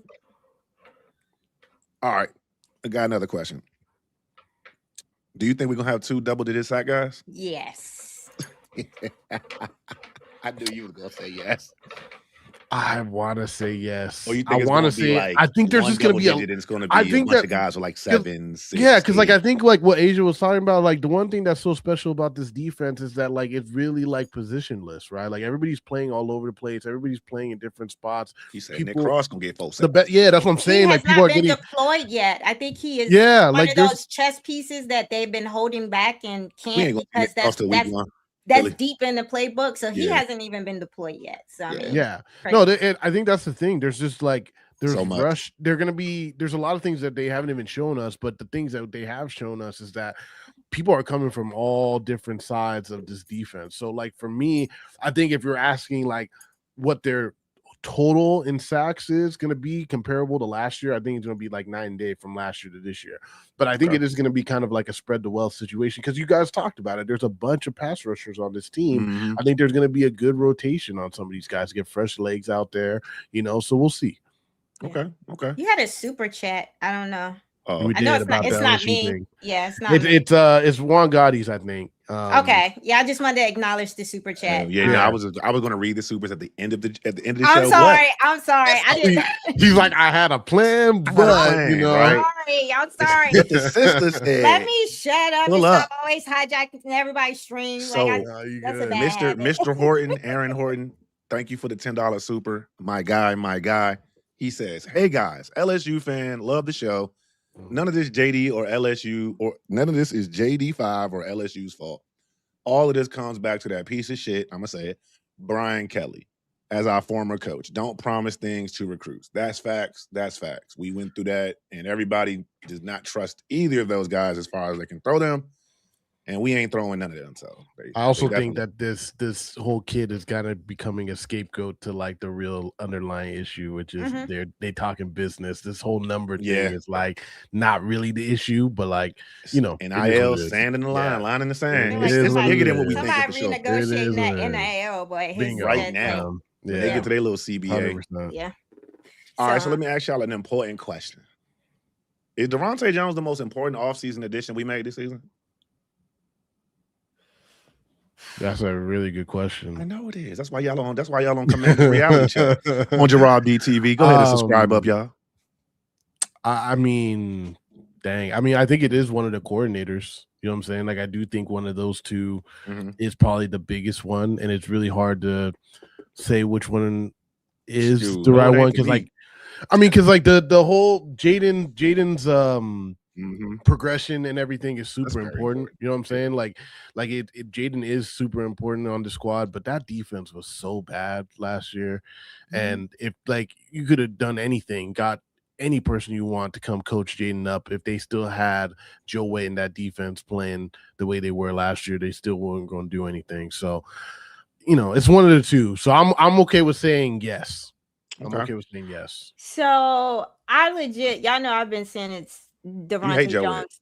Yeah, like the whole time. The defense was so bad. The low-hanging fruit is Daronte Jones. And but to see the change in my quarterback with David Blau in his scheme as a pure pocket passer and the mechanics and things, I didn't expect that. JD was already gifted, in my opinion. So I came into the offensive coordinator change with this mindset that it's Cliff's playbook is a problem. Is like we just need a better coordinator to provide answers for the quarterback. So, to switch it up. But like to see Jaden actually like progress as a quarterback, like it just made me realize that from his rookie season to the second year, he wasn't progressing. There was a true regression there. And so for us to come in and be talking about his footwork, his release is so fast, like the accuracy, things like that. I'm seeing like legitimate like growth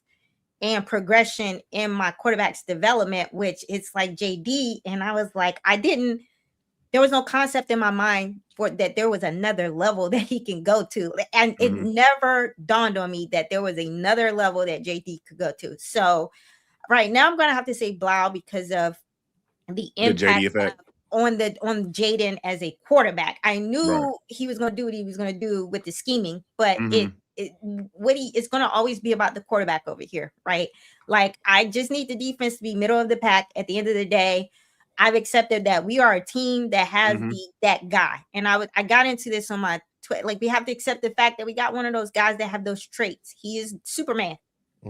He is going to play like Superman. We don't want him playing superhero ball, putting himself in harm's way. But I'm talking about that trait, that thing, right?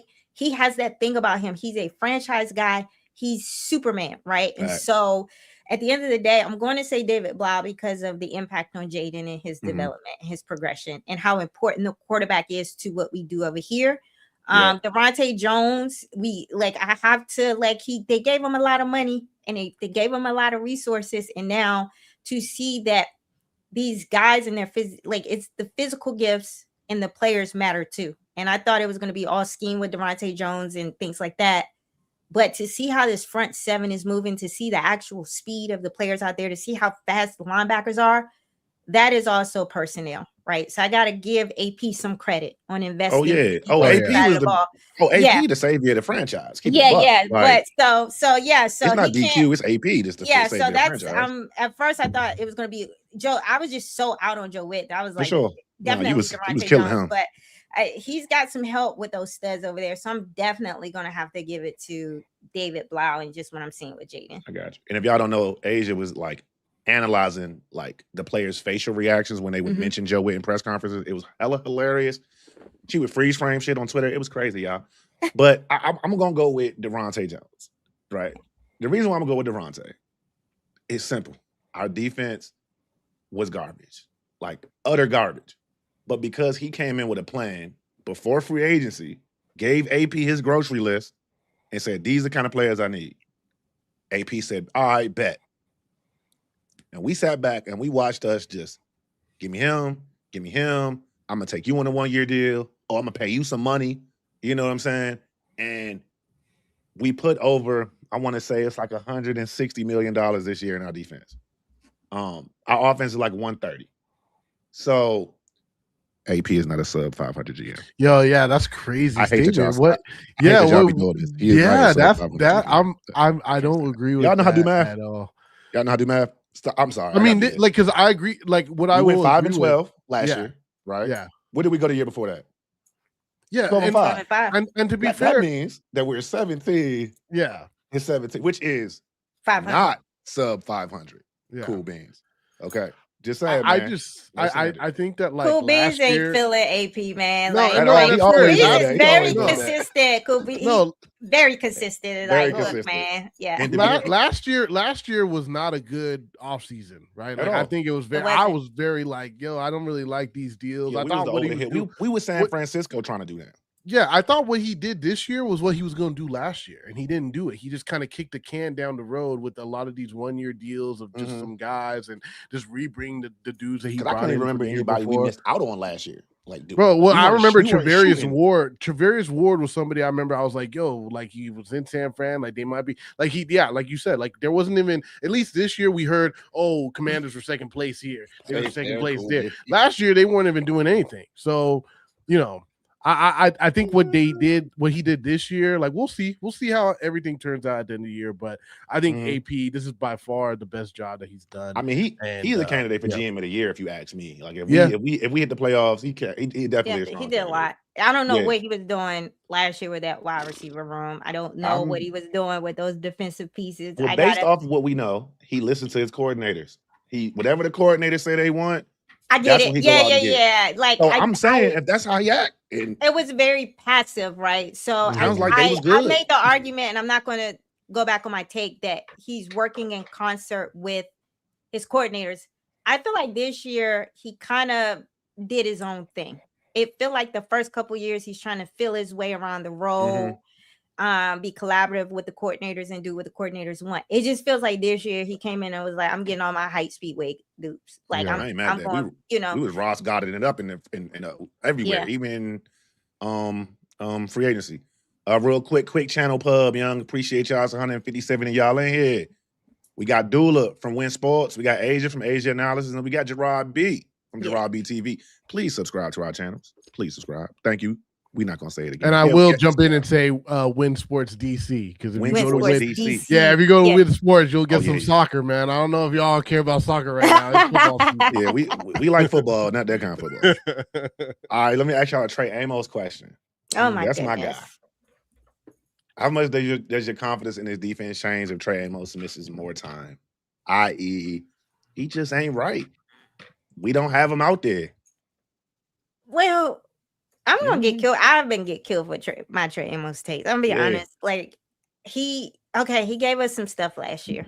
I feel like he's the prototype trait cornerback Yep. that has the cornerback one potential, but he has not shown me that where I can honestly say that not having him is going to make or break this defense, right? Like, I mean, you got Russell Douglas that's legitimately played high level football as a vet, right? You've got Meek that I'm not going to say he's like a high level starter, but he's a good technique corner that gets out there and gives you competitive snaps and down in and down out.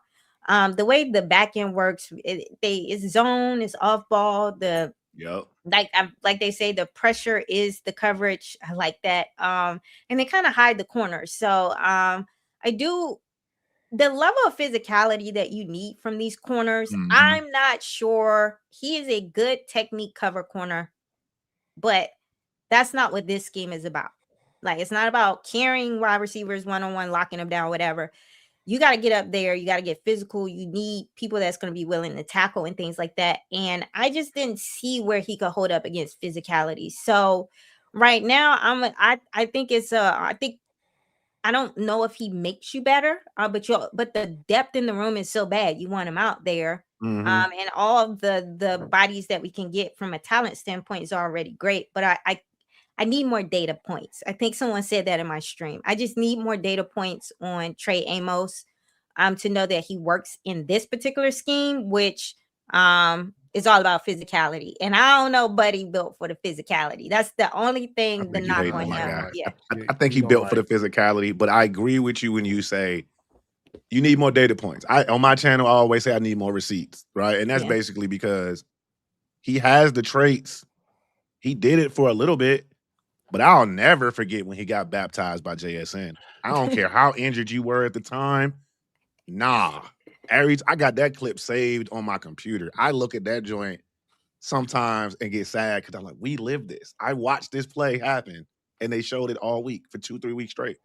And then JSN's going to be like on the top 10 of the 100 NFL joint, and you best believe that's going to be in the clip, bro. That's going to be the first play in the clip, bro. Which one defensive... Huh? I want to hear your take on. I ask you, Dula, what you feel about Trey?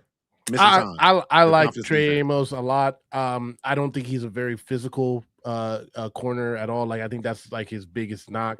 I even in practice though, like, I mean, the play he got hurt, he was covering Terry perfectly, right? Like, I think he's a great asset.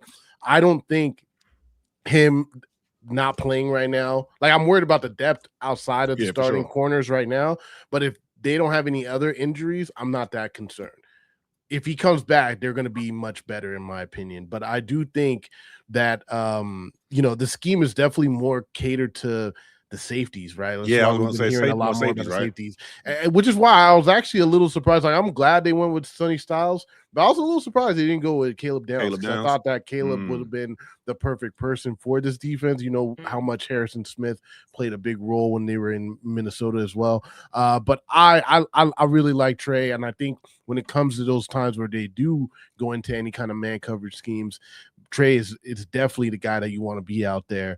But I am a little concerned about his physicality, definitely. But I'm a big fan. I'm a big fan of his. And real quick follow-up, y'all would say the best DB on the team, defensive back, that's corners and safeties, would be Nick Cross. Is that what y'all saying? Who's the best DB in the room? irregardless of what the position is. Who is the best, most valuable DB in the room? Yep, Nick Asia, got you. Cross. Nick So Cross we're- watching too. He watching too, so he we are including safeties. safeties as well. And y'all just said what was important to this defense. So I'm The curious on how scheme y'all is gonna stack it. predicated on safety play and the way that they use those safeties. And I think And Sonny Styles is not counted as a safety. Just like and the reason why Really you don't don't, yeah. see the reason why you see more box linebacker ish safeties, because I think that's how the scheme works, right? I think we are freaking out about a post safety. I'm sorry, I'm still laughing at Cool Beans. Yeah, Cool Beans in there. He Cool Beans funny. Hey, bro. So I think from what this particular scheme requires of a DB, I would say is Nick Cross, and I do think Nick Cross. Can't wait to see Nick Cross. Yeah. So Oh yeah. my God. So I'm gonna buy Nick Cross jersey if he really like that, and I don't buy nobody jersey that don't have the real contract. Yeah, so like I gotta go with Nick Cross in terms of just both rooms combined within the context of just how the schemes work. They tend to like a lot of like physical DB types with like backer traits and kind of like the physicality and what they do. That's why I'm like I just love for Malik Spencer to somehow like figure out how to get that post safety role, because you need Percy Butler to get booted off this roster, which because I don't know is what a possibility. Very good possibility. A good possibility. Yeah. His angles are trash. And I think that's why we didn't go with Caleb Downs, because I think you have kind of a similar type of like safety in Nick Cross and what because he was handpicked by Devontae Johnson. Yeah. So, that was our first real signing. Because Caleb is not a Caleb Downs is more of a downhill. Right. They keep he can play. He can play a little bit both. He can, but he is more of a box safety as well. Yeah. Like they need like a Xavier McKinney. They need a Cam Bynum. Yeah. They need one of those. Yeah. I can't wait. I can't wait till we actually get to see Nick Cross on the field, bro. Yeah. Like that's not fair. It's not fair that like even in joint practices he was just chilling. He was like, I'm not gonna really smack y'all in the mouth. Like I'm not. Will Harris on the other hand, he was out here trying to. From what I hear, he was trying to headhunt. He's trying to make the team. He got to do what he got to do. He ahead of Percy Butler. He good. Yeah. He good. So who needs Friday night the most, you think? All right. Which players you think need Friday night the most? You're talking about when it comes to any position? Any position. Open it all the way up. And my number one is Katron Allen. I mean, I'm excited to see him. Okay. We haven't seen Katron really play like it to his ability, right? Like he is a power running back. Like, you know, it's really hard to assess what he can really do with the practices that they have had.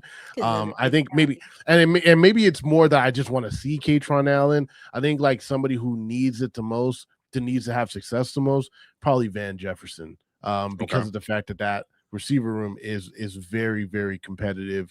And I think that with the signing of Diggs, he might be first man out, but I think he has the talent to make the squad. And to be honest, it's been tough for him because he's been paired with the backup quarterbacks. We saw him have some success, you know, when he was playing with Jaden in the joint practice. But I think if he can kind of, show out a little bit, he may be able to steal a spot on this team. Okay.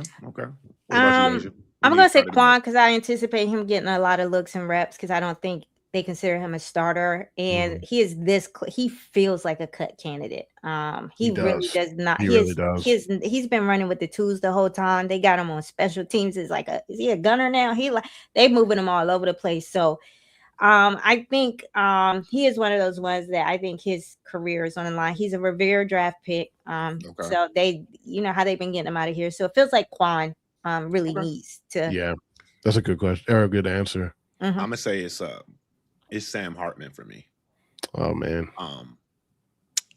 I hate the backup quarterback situation, even Marcus Mariota. And the reason why is because we talk about all these skill players and stuff like that. We can't evaluate nothing if the quarterback cannot deliver the damn football to them. Like, what are we doing? So I need, Sam Hartman. That's who needs it the most Friday. Because they drafted 8th in Cali Ignanis, so he has a contract, if you like, a guaranteed type of situation with his contract. Whereas you was a UDFA, you were literally living paycheck to paycheck in the NFL.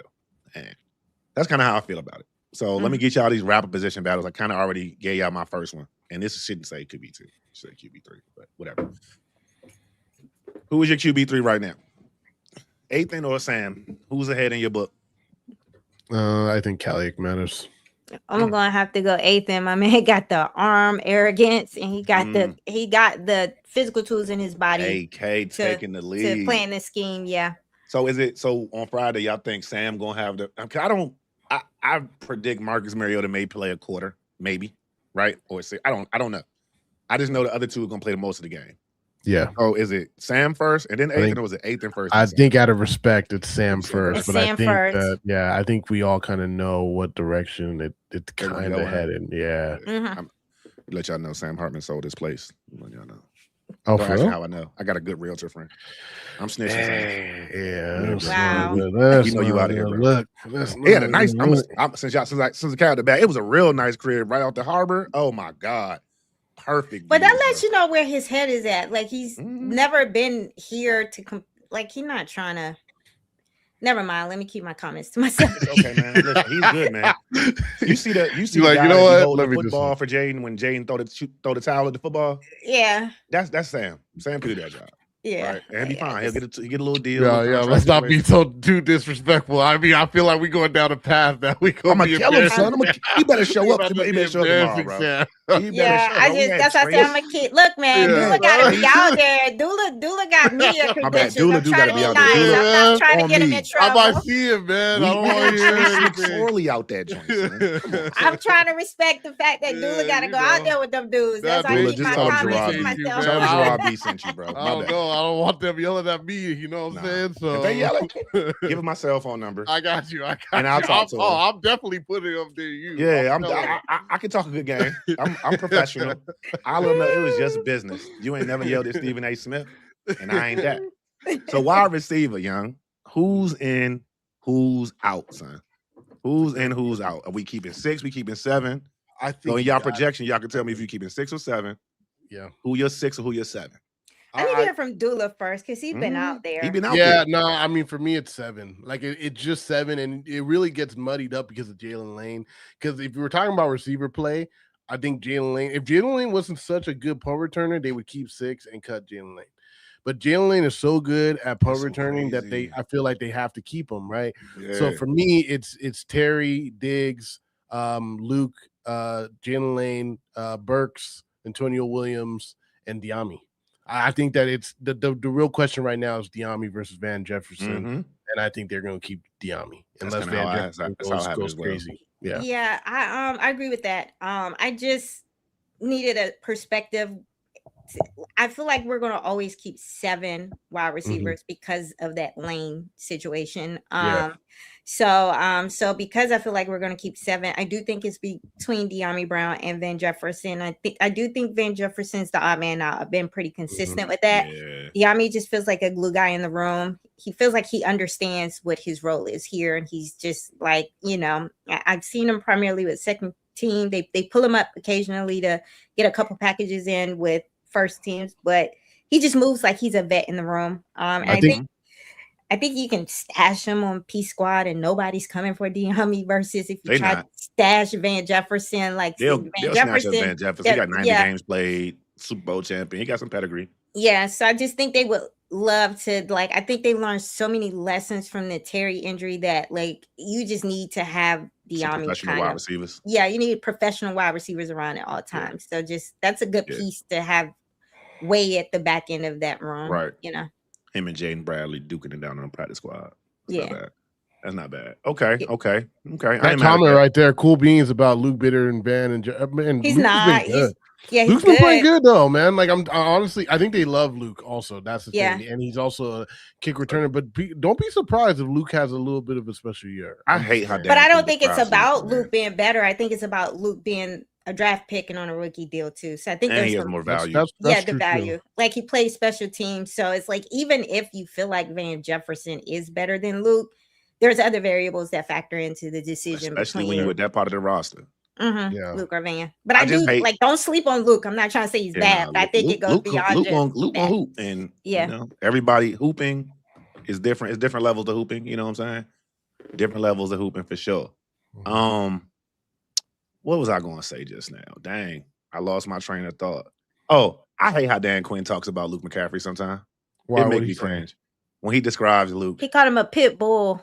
Like he's it's like like a he pit don't. bull. He's a pit bull. He just like talk about his like. You throw him a listen. bone, he's gonna go get it. I'm like, shut up. That's a grown man. Talk about his wide receiver skills. Like it's like when you listen to him talk about Luke, and then when he talks about Antonio, It's it's a like, all completely different right, man, conversation, come on. Like just give Luke some credit as a wide receiver. Shout you out, Dog Gunner. Appreciate you for checking in, man. She appreciate you for checking in, dog. Appreciate the 199. Yeah, he be tripping. Don't gonna, yeah. He be so. tripping, bro. Like, I need somebody to pull him up on that real quick. Like, Meek pulled up DJ Durante Jones, like, hey, you said I was a dog. Nah, I'm a wolf, homie. I'm like, exactly. That's how you do it. You know, I love ain't his, gotta be disrespectful. I love his interviews. He's funny. Yeah. Meek don't have he don't hold no punches. Did y'all hear what he said when the guy asked him, so how does it feel not to be playing against Jaden? And he had to pause. He was like, yeah, Jaden's a good quarterback. He's a smart player. And he was trying to say, like, listen, man, there's levels to this. Like quarterback. Y'all remember when we played Detroit in the playoffs? Yeah. I ain't gonna lie. My homie is a Detroit fan. The moment we was targeting Meek and he went down with that injury, my boy texted me and said the game over. Yeah. That was my last good corner. We don't have nothing else. We have nothing else to give you. We can throw nothing else at y'all. I'm like, understood. Ooh. So when they lost them, and now they losing all their corners, he didn't text me again. He's like, damn, you took my last good corner. And I was like, Meek over there. And I didn't know Meek was that good. I'm sure. Listen, man. It's his height. I think if he was taller, if you look at his technique and what he does, it's like that. Yeah, it's just the height. Like if you put that technique in like a 6-foot frame, it's like that's an elite trait. DB right there for sure. I mean, the little clip they put out of him blocking the pass from the receiver, I was like, yo, he was completely boxed out and managed to get all the way around Cuz with just his arms. That's nuts. Yeah. So listen, this is my favorite part of the show. This is my favorite. This is why I made the show. Right? It's about real hype and these receipts. All right. So listen, this is how we gonna do it. I'm actually gonna blow this up. Y'all gonna fall off the screen for a little bit because I want everybody in the audience to be able to see what we talking about. All right. So this is why we here. Everybody, y'all got 3 options. Even in the chat, y'all got 3 options. You cannot create a fourth answer. Your 3 options are: is this real? Is this hype? Or you need receipts? Real means, hey, you don't need nothing else. It's all the way 100. We full steams go. Hype, y'all like blowing a little smoke. And nah, that's not how it's gonna go down. Needs receipts is basically, you know what? I can see that, but I need more data points. Shout you out, Asian. All right. So let me bring my panel back in. You know what I'm saying? I'm getting good with this stream, y'all. Getting good. All right. So Jaden Daniels and David Blau's offense. Is that real hype or need receipts? And in that regard, I'm asking about, like, are we talking like, we already know the quarterback growth, MVP caliber quarterback. Is this really real? Yeah, no, or we hyping this up? No, it's real. Okay. It's real because I remember when Caleb was adjusting to the under center to Ben Johnson in the offseason, and it was a struggle. It took some time for them to get that locked in. JD better than Caleb. Yeah, I'm hearing Jalen Hurts is transitioning to a similar offensive scheme, and it hasn't been going well. Yeah, Jackson Dart, they're trying to get him used to under center. It's not going well. So when you benchmark against that, this type of scheme takes some time to acclimate and transition to. And for him to be where he is, I think it's real. Okay, definitely real quick, T-Love, $4.99. Appreciate you for the super. Would you cut Mikey for Meek? Yeah, we don't have no cornerback room depth. We can't cut anyone. No, we good, bro. Can't do that. There's no depth in the room. You're trying to create holes. You can't create no more holes. Create no more holes, man. Dula, what you got? Real hype on these receipts on Jaden and the offense? Oh, no, real. Like, I mean, like for me, it's not even a hesitation. I mean, Jaden has been looking good throughout. There hasn't been, I think that's probably been the most impressive part about Jaden. Like, he's made a lot of great throws and everything, but the comfortability with him out there has been impressive. So for me, no question, real. Got you. Okay. It's most definitely real for me because I'm put a parlay down that this man's going to throw for over 30 touchdowns. Yeah. He's going to throw for over 4,000 yards. And he will be an MVP candidate. That's just me. I know Juan was talking about he a homer. He ain't met me. He ain't met me then. I think we Mhm. all are about the quarterback. Yeah. Like, nah. When we drafted JD, you know how everybody say my life changed. My life literally changed. Literally. I had never crashed out so many times in my life, like positively. It's crazy. All right, so let's talk about Stephon Diggs. Is Stephon Diggs still a high-end NFL receiver? Real hype or needs receipts? Real. I'll let Dula go first. I think real, just because, like I said, I think it was really impressive what he was able to do last year coming off the ACL injury. And I think in his second year, I mean, look, people can, like you were saying, Asia, people can argue about, Diggs when it comes to off the field stuff. On the field, the guy's always been, top of the line, motivated, and just what we've been seeing. I mean, I think everybody who's been out there has seen it too. Like, the guy just seems fluid and ready to go already. So for me, it's real on Diggs. Asia? I'm gonna go real on Diggs too. For all the reasons that Dula just put out there. To do what he did coming off a ACL not being 100% back. I think he looks like he's got some of his explosion back too. So I can't believe he was able to produce it in that way without the explosiveness coming off the injury. So real. Gotcha. Yep, real for me as well. I got him at about anywhere from 1,000 to 1,200 yards, and that's my 1B. You know what I'm saying? Show. 1B. Can't believe we was praying for days like this, bro. We went from no wide receiver two to 1A and 1B. Crazy. For $8 million, $12 million. Shout out AP. Damn. Somebody said AP. Somebody on Twitter was like, AP a mob boss for real. Because they was like, how do you get these contracts over the finish line? Knock on wood. Hey, we hope we not on no Kawhi Leonard shit. I'm just hoping we not on no Kawhi Leonard shit on the low. You know what I'm saying? Doing some weird. Yeah, money. bro. Yeah, We giving you the upper deck to the new stadium. I think he's that good of a GM when it comes to that stuff. Like, I think he's still learning some of the other stuff, and he's learning quick. So I give it. Yeah, I love it. I mean, the fact that he was a first-time GM, like he was a rookie coming in, and this is year 3 as well. He's been cooking, so that's a good omen for the rest of our year 3s, if you will. Speaking of another year 3 guy, Brandon Coleman at left tackle. Is this real hype or y'all need receipts? Because our schedule is not easy. His schedule is much harder than 2024. He's going to have to deal with much more difficult pass rush schemes than he dealt with in 2024. I'm going to say needs receipts because I think he was a competent tackle his rookie year, but he had help. They did a good job with scheming up good pass pro plans and chipping and things like that. So just got to see if he can handle it on his own because that's something you don't have to do with Tunsil. Like, you just don't have to help Tunsil out. So just needs receipts. What you got, Dula? I was close to saying hype, but I'm going to say need receipts. The only reason why I was close to saying hype is because, look, the one thing that still kind of just boggles my mind a little bit is after the 24 season, they drafted Connolly and, traded picks away for Tunsil. Like they made moves to push him inside. Because, like, remember, they made the trade for Tunsil, and we're like, okay, cool. He's just going to go to the left side. We good. Then when they drafted Connolly, we're like, oh, in the first round, he's not playing. He's not playing. Connolly was a first round draft pick. Like, I think we all thought we was going edge rusher.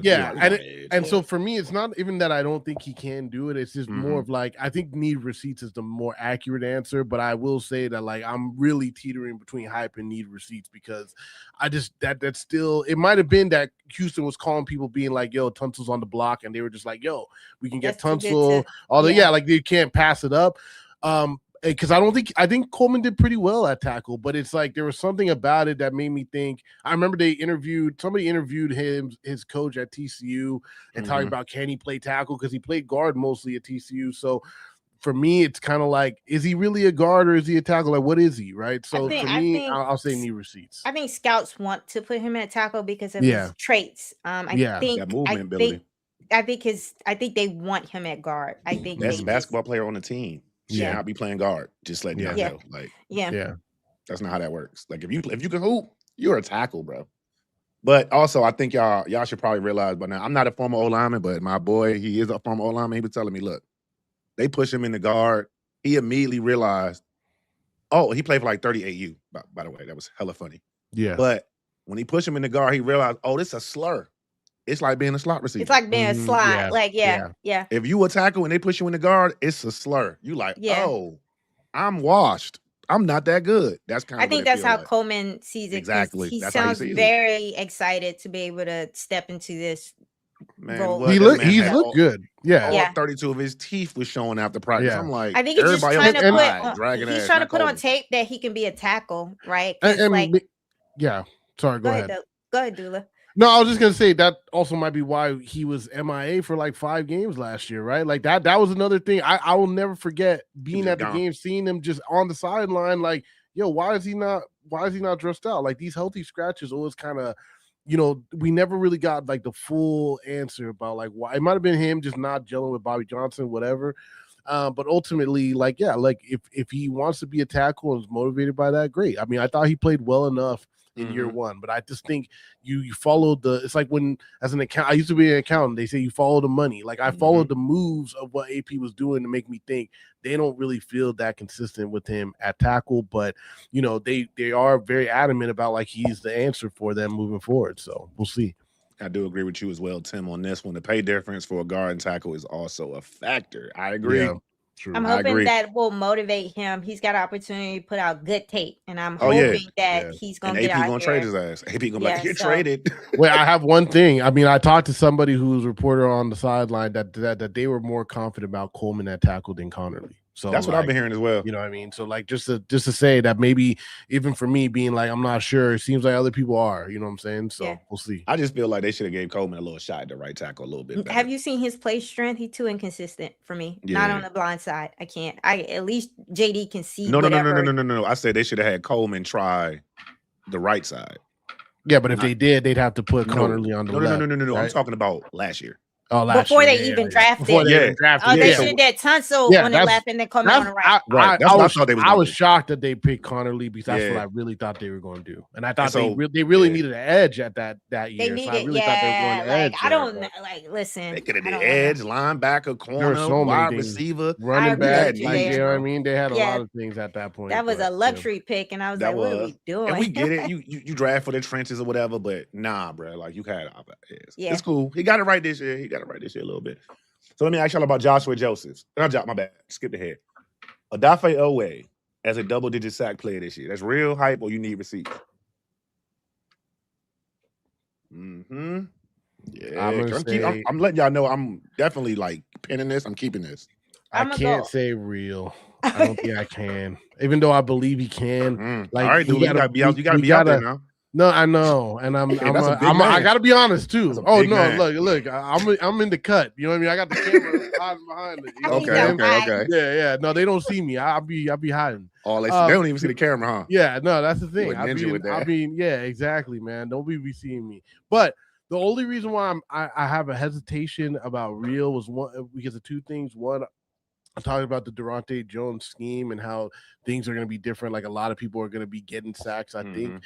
But I also want to say that like the Owe thing, we got to remember he, didn't have the best career in Baltimore. Like there was a reason why he got traded to San Diego. Damn, I'm showing my age. LA. And when he was in LA is when he had most of his success. I believe in him. You know what I mean? I wouldn't be. I'm sure I could easily be completely wrong on not saying real. I'm just going to keep and say need receipts on it, but I do feel pretty good about him though. I was going to need receipts because I feel great about him too. But I do believe in. We haven't seen it yet, so it's hard for me to like go. That's real, and I don't want to say that it's hype because hype to me feels like someone can't do it. You're saying they're overhyped, and I don't. Bingo. I think always had to find the right place and the right scheme and the right And you coach. think he And found that here? I think he found it here, but Okay. we need to see it. Yeah. Facts. I'm with y'all. I think he definitely needs receipts. I'm really like a needs receipts kind of guy, unless you like done it, Yeah. So yeah, Dolph, rocking with you, bro. But yeah. You need receipts, and I think I'm be honest, the way Philly looking, the way Dallas looking, man, give me the receipts the first 2 weeks of the season, bro, so I could just be sitting back. All right, I see you the goods, and I'm straight. Like, give me 2 sacks both games, straight up. Yeah. Maybe a sack fumble. I think he can really take over. I just, we got to see it. That's the gotta see thing. it, bro. I just got to see it. All right, so let's ask. I gotta ask about my man Josh. If I talk about Dolph, I'm talking about Joshua Josephs in the next breath because that's my low key becoming like my favorite assassin out here because they're not gonna see him coming. These they're not gonna see him coming. So is he a part of the week 1 pass rush rotation right now? You think if all things was the same and the season started Sunday? Talking about Is he Newton? We're talking about Joshua Newton or Joseph. Joshua Joseph? Okay. Joshua Josephs. No, he's too raw as a So he's passer. not part of the week 1 pass rotation No, yet. yeah, I agree with that. Like, I think he'll jump in. Like, they probably have some packages for him and everything. So he gets less than 10 snaps week 1. Maybe around 10. He don't have no rush plan, so he's good Mm-hmm. on his first move if he can get his first Facts. move off. Oh yeah, if them guards get their hands on him, it's a wrap. Yeah, but if he can't get his first Tackles. move off, he's like, so the lack of a rush plan just means he can't be someone you count on got you. significantly. Yeah. I think he's a long play. Like, I think that like My arm's by crazy, halfway through the season, he gonna be in there thoroughly. I think his development early- is getting Yeah. there. Yeah, I think he's way ahead of plan. That's why they Yeah. got him in there playing Sam, an off-ball Mhm. linebacker, and some Mhm. looks, and have him doing different things. I think he earned the right. I think he stole some snaps. I think when they first got him, they felt he was a project, and I think Joshua has worked himself into earning some snaps. So you're going to see him have. I think they got some packages for him. You should have seen Durante Jones's smile when the media asked him about Joshua Josephs. He had to, you know how they don't like to hype the rookies up too much. Yeah. And he had to sip on that water bottle a little bit, and his face lit up. So they really like that young man. Sound like a teacher found his favorite student. That's awesome. Yeah. That's awesome. Yeah. So we already talked about Newton. I ain't gonna touch that again. Y'all made me sad with that one. I was gonna say hype, by the way. I know. Hype. I already know y'all I- were going to hype. I That's why we wasn't mean, going. I'm gonna keep it real. Like, I love Newton. I hope he proves me wrong, but I would say that if I had to put something, it was hype. He was drafted in the second round. So I know, guys. He was supposed to be a first round pick, and he's been yeah. garbage. So it's hype right now. I get It's it. hype. I get it. Yep. I know. When I put it on this list, I said they're gonna kill me for this one. That's cool. All right, the Commanders finishing with a top 10 defense. Real hype, need receipts. Top Now, 10. top 10. I'm gonna tell y'all, we was 31st last year. Yeah, So I think it's we just talking too about hard of a moving up jump. 21 It's spots. too hard of a jump for me to say. Like, if you said top 13, I would even say real. Like, honestly, I feel Top like 10 is a little hype. Yeah, Top 10 hype. Top 10 is a lot. It's like Mhm. it's a big jump. That's But a if you big said drop. top 14, I'm saying real because I really do think I think it's we gonna get to the be middle a of the league. Very, very. I had middle very, of the very strong pack difference. as Yeah. being the floor. Yeah, anything kind like of 12 to like- 18, I feel like we can be in. Yeah. Yeah. Top we can 10 be is in a that lot. tier. But Top top 10's a 10, lot. top But 12 they is a did. lot. They did like. I wouldn't be shocked. I just wouldn't bet on it. You know what I'm saying? Right, Because the right. fact of the matter is, they completely revamped this defense, not Yep. only with the scheme but also with the players. Man, like they brought in $165 so million. many good players on defense. So, yeah, I mean, my thing is, I guess we got to go need receipts because I just couldn't. I don't think I'm gonna say hype, but I just couldn't say We were so real. bad. It's too much of a like. Yeah, it I'ma was say so hype. bad. Like, I'm gonna say it's hype. It's hype. oh, to you me. think so? You don't think It's so? hype. You don't? I'm Yeah. a middle of the pack kind of guy. Like I feel like Yeah. anywhere from optimistically, I think the best we can get to is like 12. Yeah. I think we're. Right. I think We don't have that Rio- post safety, right? I think And so we we all gonna give up said it explosives. best. Yeah, you are kind of maybe one more draft away from One some more. pieces that are Yeah, needed. So you yeah. kind of need the post safety. You need another Mhm. corner. Some of the Yeah. rooms are just that. incomplete. Yeah. So, but I like Rio's approach to this, like middle of the pack, but having some elite things that you do as a defense. Oh, yeah. So you are a pieces. defense that specializes in Yeah. sacks, or you are a defense that specializes in takeaways. So I think Pressure, we'll probably be media. takeaways, confusion. Yeah. 12 to 18, ranked 12 to 18. I think we cooking.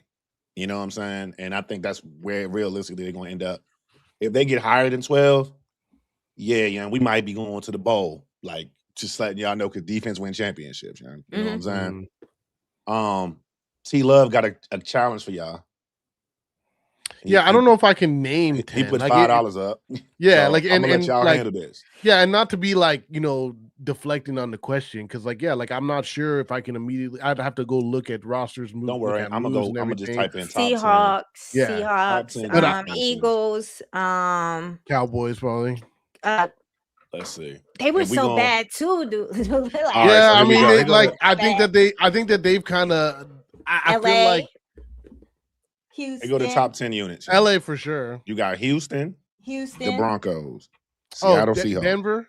Pittsburgh Steelers, Los Angeles Rams, New England Patriots, Philadelphia Eagles, Baltimore Ravens, Cleveland Browns, Jacksonville Jaguars. Yeah, Those are the top 10 defenses in the NFL. I'm actually surprised Denver's not on that list too. No, they are. They were. Oh, they were too. Oh, okay, God. I was like, I thought Denver was They were really too. good last year. Yeah, there's a lot of good defenses out there that are more established. They're like established that have 3, 4, 5 years into their run. It's also because this defense was so bad. It's kind of like ridiculous to be like, yo, you know what I mean? It's like if top 10. Yeah, like it's like if your cousin came over and was like, yo, I got an F, and then the next day he's like, yo, I got an A now. I'm like, nah, bro. Like you didn't switch your grades up that fast. I said no to the Cowboys, T-Love. We said no to the Cowboys because they were pretty bad last year. No, I mean honestly, I'm thinking about certain moves that they made, but yeah, I agree that maybe not the Cowboys wasn't the best answer. But like, yeah, look, it's less about they was top 10 total defense. It's less about like who else is out there. It's more about like what has this team done enough. I believe in this defense. For sure. I really do. I really think it's going to be a good defense. I just think that it comes from like a betting perspective. Like as a betting person, I would not bet on just saying for sure they're going to make it into the top 10 because we got to see it. We just got to see it. But I would say, it's not bad. Yeah, no, honestly, I'd be interested. Change on that, but you know. So let me ask y'all a follow up. Do y'all have the Commanders being a legit NFC contender? Real hype on these receivers. Yes. No, real. No, I feel.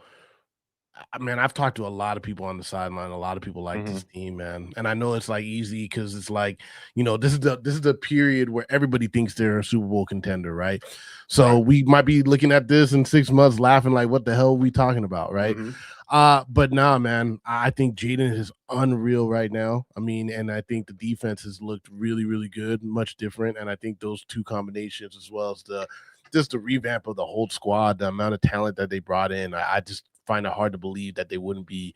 I mean, they were two years away from the NFC Championship game, and this team was much better talent-wise than they were 2 years ago. So I've always felt like if you gave Jaden a middle of the pack defense, that's all he really needed. The offense has never really been the problem. I do feel like it got stale and needed some upgrades to weaponry and a more pro style scheme that actually like stressed out coordinators.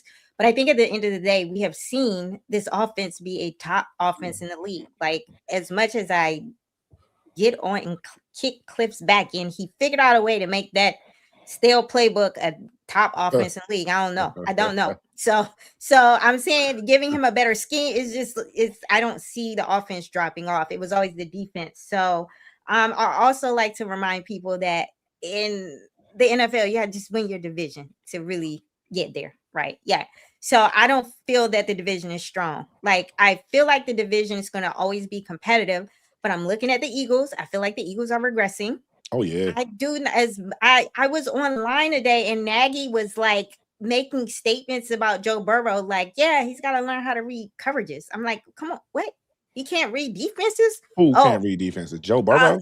No, not Joe Burrow. Jackson Dart. I'm sorry. Oh, yeah. Jackson Dart. I was about to say, what? Please don't kill me, y'all. I ain't mean Joe Burrow. Like Jackson Dart. Nagy's talking about they still trying to get him to figure out what's going on the back end with the coverages. And I said, looking for. I was really hoping you said that was Joey B because I was about to go back to my LSU little thread, and I was about to start I'm not doing that. I'm not getting into that debate today. It's been that kind of day. I don't have the energy, but get me ready. But Jackson Dart. So I'm not impressed with nothing the Giants did. As much as they keep wanting this Harbaugh hire to give them that boost, that roster still is not all that, and the quarterback is still limiting. So for me, it's the Cowboys. It's really the Cowboys for me. I think they're asking Jalen Hurts to play in a way that just not scheme to his better traits, and he's going to struggle. So I think we can like make some moves in the division to either make a play to win a division or be in the playoffs by way of a wild card spot. And I like us on a roll at the end of the year, haven't settled into our scheme. So I think we can go on a little roll. Okay.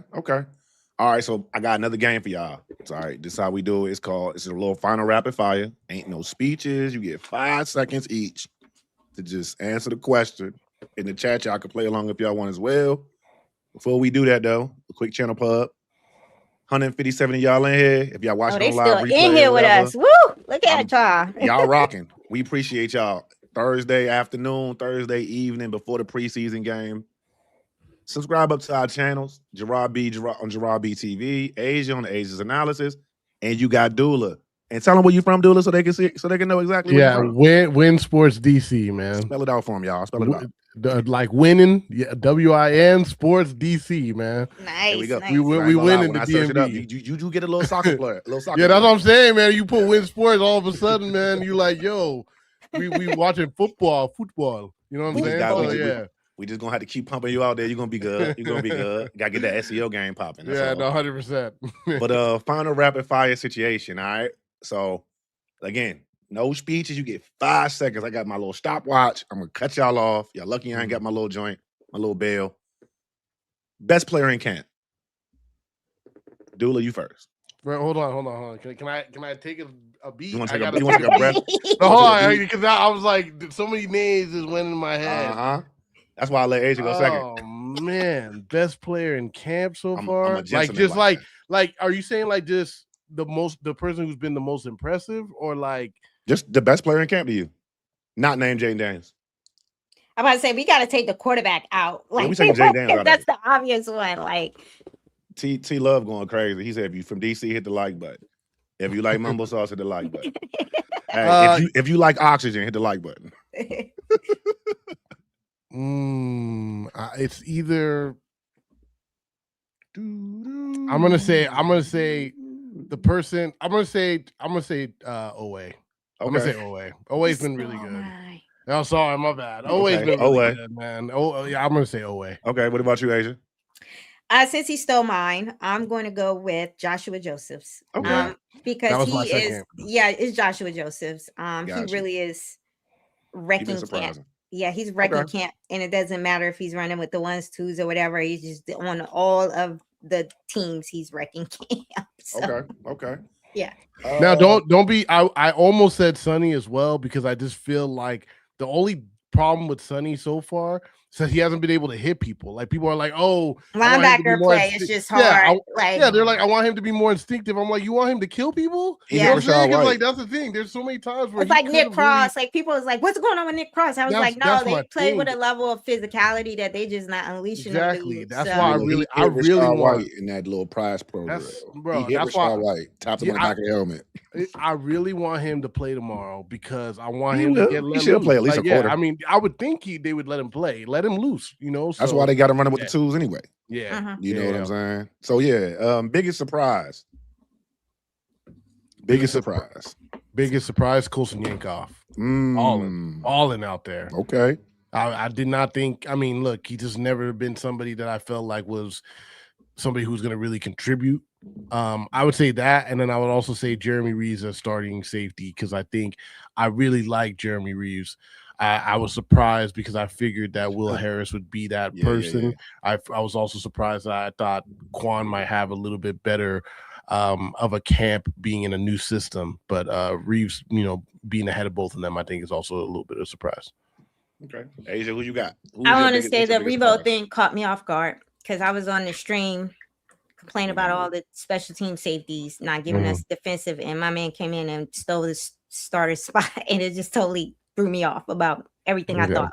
And Revo, like, I ain't on special teams no more. Get off me. Yeah, he's watching special teams now. He's watching them. Yeah. So, somebody said Ben Sinnott. I'm not shocked at Ben Sinnott. I felt like Ben Sinnott wasn't given an opportunity. The fact that he's playing well, I knew that young man had it in him. I mean, his tape spoke for itself. Again, this wasn't another. Most of the AP draft picks looked good in college. All right, so I understood division for most of them. Not all of them, but most of them. All right, who's your biggest concern? Biggest concern?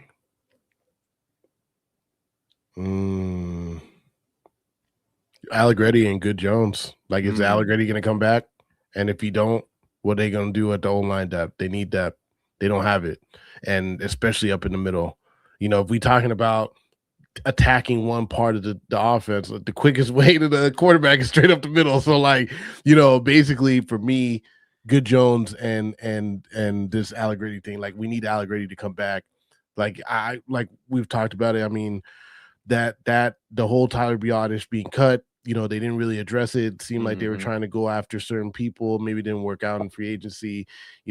I need that position solidified, definitely. What about you, Asia? I'm gonna go with I was mulling between Josh Connolly and Mikey, but I'm gonna go with Mikey only because I think Mikey is playing under.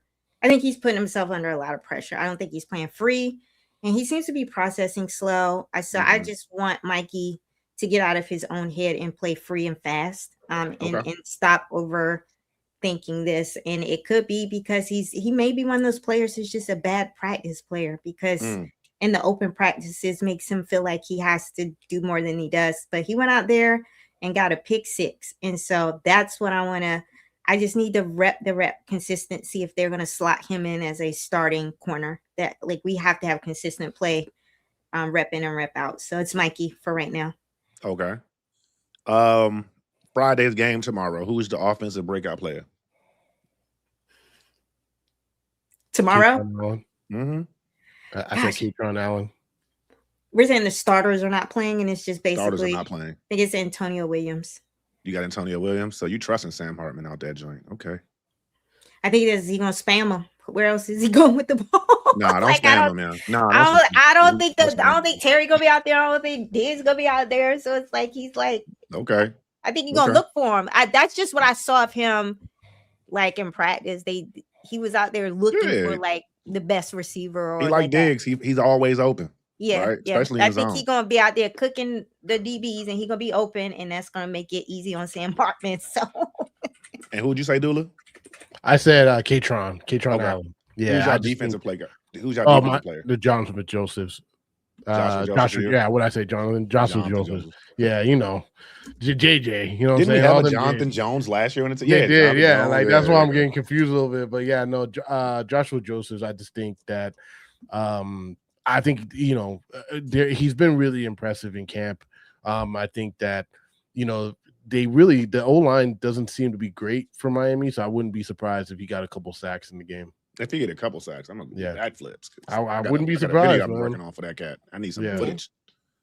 All right, cool. Defensive breakout player for you, Asia. I gotta go with Joshua. I know Dula already said it, but I think it's the way that the defense work is all about the front, and I think now I ain't gonna sleep on JJ Baptiste. They say he's been playing his tail off, so don't sleep on him. Yeah, JJ, the Frenchman. So those two, but it's gonna be an edge rusher. That's crazy. Regardless. Nobody says Sonny Styles, man. It's crazy. Because I think I got you. I just the way the linebackers, I think they have him right. They're not using him like the chess piece. I think they're holding him back because of how they're going to utilize him. And I think they're going to have him just focusing and doing regular linebacker stuff. Linebackers don't flash. Edge rushers do. And we don't even know how much he'll play tomorrow, to be honest. So, right? Like I'm hopeful that he plays like a whole half, but it could be just like 2 series or something like that. He's been running with the ones a lot. Which only be quarter be what, 2 series? Yeah, about 2 to 3 maybe possibly. Yeah. Okay. But I just think that Joseph is somebody who's going to play a lot more. And he's gonna be flying around these guys. He'd be second team, third team in the Jags. Yeah. So let me ask you another question. Who's the player most likely to shock people by getting cut? Quan. Shock. Yeah, I mean, I don't. It's so funny because I was gonna say Quan, but I don't even know if it would be a crazy shock because I feel like you got Dula. I feel that's the thing. I feel like Quan a lot of people. No, that's what I'm saying. Like I think Quan is an answer that it's like. Would people really even be surprised at this point? He has not played super well. I would be surprised. You would? I would. Why? Because I don't think in the Lord year 2024, Quan won us a playoff game for the most part, people. Yeah. Okay, Quan did you watch him in 2025? With 2 bad shoulders. But okay, so we got to break his shoulders then and get him out there. In 25, did you see what happened in 2025? He was healthy in 25, and that's what I'm saying. I don't know what happened in OTAs. But how's Quan gonna be here before Percy? I mean, come on, Percy got to go before Quan. But what are you doing at OTAs where the special team safeties come into training camp and have already That's because I think they play him more as a nickel, like a bigger nickel, they haven't been a post. They haven't been a post from some of the things. I think you might be gone. He's been running with the tools and he's been playing. Something happened. I don't know if I don't know what happened. If just he's not picking up the playbook or if he's just not responding to the coaches Mhm. That man is running with the twos, and Devontae Jones has literally given everyone a shot to I run need with the somebody to ones. ask. I need somebody to ask So Devontae Jones plainly.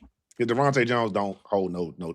Just ask him plainly. Hey, Dula, can you just like slide a note to somebody, like maybe Lake or somebody, like, hey, people just ask stand this away from that. They are staying away plainly. from They that. are really hiding from that Quan Martin question. I'm like, bro. I think Candy already asked the safety question, and Dan Yeah. Quinn literally was like, "Yeah, no, we're It not." ain't DQ you gotta ask. It's Devontae. Yeah. And you're not gonna get him until after the game. Y'all had the opportunity, you messed it up. Man, dang. Yeah, They be I letting you talk. I get it. You gotta protect What- your relationships. Are we talking about? You see this comment about? Are we talking about Tyler Owens here in this comment? I like Tyler Owens, man. Oh, Tyler they Owens is a using him. linebacker. He a Yeah, linebacker now. linebacker. They finally using him like, the Which way is where he should be. Yeah, he should be they- linebacker, like a he's a hybrid. linebacker. He's like a hybrid linebacker. Yeah. I think he has Yeah. a role in this defense, and I think he's a really good special teams guy. That's why I don't Oh, think yeah. they'll let him go. I don't He's- think that Quan brings that much special team value. I think even Yeah. Percy brings a lot more special teams value than Quan does. That's why And he got see two bad Quan- shoulders now, so Yeah. damage good now. Yeah. Oh man, let's damage him. He gonna be in playoff form. You know what I'm saying? Dang. Like, I mean, don't want to Yeah. tackle. You have to tackle in his scheme, and Quan does. You gotta That's use the your other thing I'm shoulders to seeing tackle, too. Is and- like he is like Katron Allen. It has him like in the Matrix. Like these rookies have. Every time I see a video with him and Katron, is like Katron is bullying. Don't nobody like, want to tackle Katron Allen in practice? That's Don't why I nobody can't want wait to tackle see Katron him in Allen the in game practice. tomorrow. That's why. Yeah, I can't tomorrow in wait the game, I'm see finally him going to in see the what game them feet look tomorrow. like. 'Cause I'm waiting to see that. Speaking of who's going to lead the team in receiving touchdowns? tomorrow No, the season in general in the In season. general. Yeah, Terry, man, because I got just Terry? feel like JD's the type of like quarterback that is mindful of things, and Terry has gone Oh. into a like Terry got to He- get this next he contract. getting this that Hall of Fame signature going. Yeah, He's trying like to get him he's right. going to Okay. look out for Terry and make sure that Terry is the guy. Like I Okay. think that is the one thing Jaden is very mindful of. I'm not, and now don't get me wrong, like Diggs gonna get his touchdowns and his, but I think the way that he's going to handle that situation, the politics of that situation and what's on the line for Terry. Okay. Because Terry's going to be going into another contract negotiation here soon, and I just see JD taking care of him. Now I'm not going to say he's going to have like 5 more touchdowns than Diggs. I just think he's going to be mindful of that. It may be like 1 more touchdown more than Diggs or something like that. But I think he's going to take care of Terry. Okay, cool. And Dula about to head out after this one, Yeah. y'all. But he said he gonna answer the question because he know the Yeah. answer. No, I didn't say that. Yeah, I didn't say all that. Yeah. No, I think I'm with you, Asia. I think it's Terry. I just think that Terry gives more red zone, deep Mhm. pass potential. I mean, look, Terry could have had even more touchdowns if he didn't get tackled out the one so many dang times. Right. So and I think that Diggs is going to be the guy, like, you know, you're looking for a third down conversion. Like, I think if you're talking about conversions versus touchdowns, I can see Mhm. Diggs being the guy who gets more conversions, Chig being that guy as well. I think touchdowns will probably go more to Burks and Terry overall. So I'm going to guess on Terry being the person who has the most touchdowns receptions at the end of the year. I got you. And Yeah. everybody, Dula said he got a ride. So I Dula, do, tell everybody man. where Hey. they can See, find you, bro. Dula. No, thank you, y'all. I appreciate it, man. I'm Well, hungry, marathon man. I'm stream. not gonna lie. My wife made dinner and she's like, "Yo, where you at?" And I'm What like, she "I'm make? coming, What she I'm make? coming." What she I don't make? know. She gonna surprise me. I Like hope it's good. And if it ain't, I'm still gonna eat it. But Like- anyway, Like, go ahead, enjoy your dinner. I ain't mad at it. Enjoy your dinner, man. Yeah. But no, thank y'all. I appreciate it, man. Like, look, if you wanna find us, you know, we're doing a lot more on the Win Sports. We got a lot more things coming. Website just for everybody to be able to see the photos and the stories that we be doing. Win Sports DC is the YouTube. So please, you know, like, subscribe. We appreciate it, man. Thank you so much for having me. I appreciate y'all. This fan base is the best, man. So Always. thank y'all. Yeah. Appreciate you for rocking, All bro. right, y'all be Yes, safe. sir. All right, peace. And then there were 2. We got it. We got it. We almost done anyway. So how many games you got us winning in 2026? I This hate based off of predicting one preseason games. practice. Let me give us. I've been Mhm. so bad at predicting games because this is a tough schedule. Schedule hard as hell. 6th hardest schedule in the league. I gotta be realistic in like give us like, I'm gonna start at 10 wins. Okay, that's fair. I have us with the winning record, definitely, but I'm not gonna go crazy and be like 12, 13 wins. I think we can get to 10 wins. Okay, yeah, I'm fair. I'm about 11. I'm at 11 Okay. right now. Yeah. So I'm not going over the moon. Now, when we had Laramie, you couldn't tell me we Yeah. went 12 and 5. Like when you had Laramie and you added Diggs. Oh, well, I was like, we I might was- could get to like 12, 13 wins. Right. And then when NFC, Laramie watch out. went down, I was like, all right. Yeah. That was a tough pot. You know what I'm saying? Because that was where that's where my brain went. I didn't go to what we gonna do. I went to damn. We just lost the extra game, maybe 2. Yeah, I have that's us how I see it. getting there on the strength of the division play. That's why I never think about the total wins. I just have us eking in there because we're going to handle the division. Hey, So look, the division is right for the taking this year, and we definitely got to do that, man. We definitely got to do that. And so now, y'all, get to my favorite pot, right? Get to my other favorite pot. All right, and it's a little closing monologue, if you will, before I get to the chat to see what y'all talking about. All right, so Kant is going to tell us stories. Preseason gives us clues. September, Lord, we can't wait to get there. That's when we get our receipts. All right. And on Commander's reality check, that's really all it's about. It's about making sure we get the receipts, improve what's right, and flush out what's fake, young. All right. We deserve better in the Commanders fan base, and we're going to get better. All right. And hopefully, better is us holding up that Lombardi this year. Okay. Better is us winning the NFC East this year. Better is us winning the NFC this year. You know, and that's kind of where we at with it. That's how I'm feeling. I know that's probably how Asia feeling. I know how every Commander creator that I spoke to, that's how you feeling. They trying to get back to what we haven't had. You know, we heard our parents talking about the glory years and all that. That's cool. That was their time. You know, it's our time now. So without further ado, I appreciate y'all for rocking. Let me go through this content. Let me go through this comment section to see if anybody said anything interesting before I let Asia up out of here, because we all need to eat a little dinner. Dula got us hungry. I gotta cook and I don't like cooking. Oh nah, she Uber Eats. I made dinner yesterday, so I got leftovers going. So I'm prepared. Yeah, warming up. Nah, I gotta cook because I ain't doing Uber Eats 2 nights in a row. Let me see. No, I ain't really. You know what? The comment section look like it's been. We had some Connerlys in here around the concerns. Some Sunny Styles is the biggest and I think breakouts. we had some Sunny Styles as breakouts in here, and I'll be happy to see him break out. They seem to be like Sunny Styles feels like he breaks out when you leverage his traits as a chess piece, and I think right now he feels like they're focusing on like run stop and him just doing boring linebacker stuff.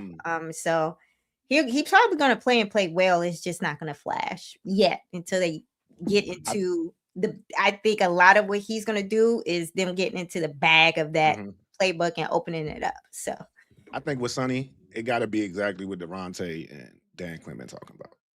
He got us play with his hair on fire. Let those God-given talents take over. If you going, like Devontae said, I want you to play fast. Be wrong and play fast. Make mistakes. He's still trying to be perfect. Only way you're going to learn from it. You know what I'm saying? In college, you can take that half a step hesitation and still catch up to the cat because that athletic. In the NFL, Saquon Barkley going to leave your ass. Yeah. right where you stopped at. You might as well not even try no more. You're done. You know what I'm saying? But damn, we went for 2.5 hours, Asia. They love, they love the live streams over here. we was hooping. We was hooping today. Good stuff. I like this format. Yeah, very engaging. Yeah, nice little show. You know, I definitely would not mind you having you on again anytime you. Available. Reach out anytime. You know me, I can yap. Yeah. So real quick closing on y'all. Listen, this was Commander's Reality Check. Okay, by yours truly, Gerard B on Gerard B TV. Sitting here with Asia's analysis, you know what I'm saying? We look flustered. We done had a long conversation. We've been yapping, but we got through it. We know what's real, what's hype, and what needs receipts right before we get to this preseason game tomorrow. And if y'all rocking, check me out tomorrow on my little live stream. I'm going to have a little watch party tomorrow for the game. I might be off camera a little bit so I can have my libations and not get banned out, but you know how it is. Anyway, y'all, appreciate y'all for rocking. It's Gerard B on Gerard B TV. This was Asia from Asia Analysis. She always cool, man. Cool girl. My man said she got like a doctorate in the Commanders that jersey. Reedy and Z. Reedy It be was like got cooking, their boy. little setup in the back. I already know who that was from Reedy and Z. I know which one of the duo that was. He's funny for that one. But yeah, young. Y'all know how we do on my channel, young. Commanders, what we do, we raise hell on me. We raise hell on 3. And we out this joint, dog. Peace.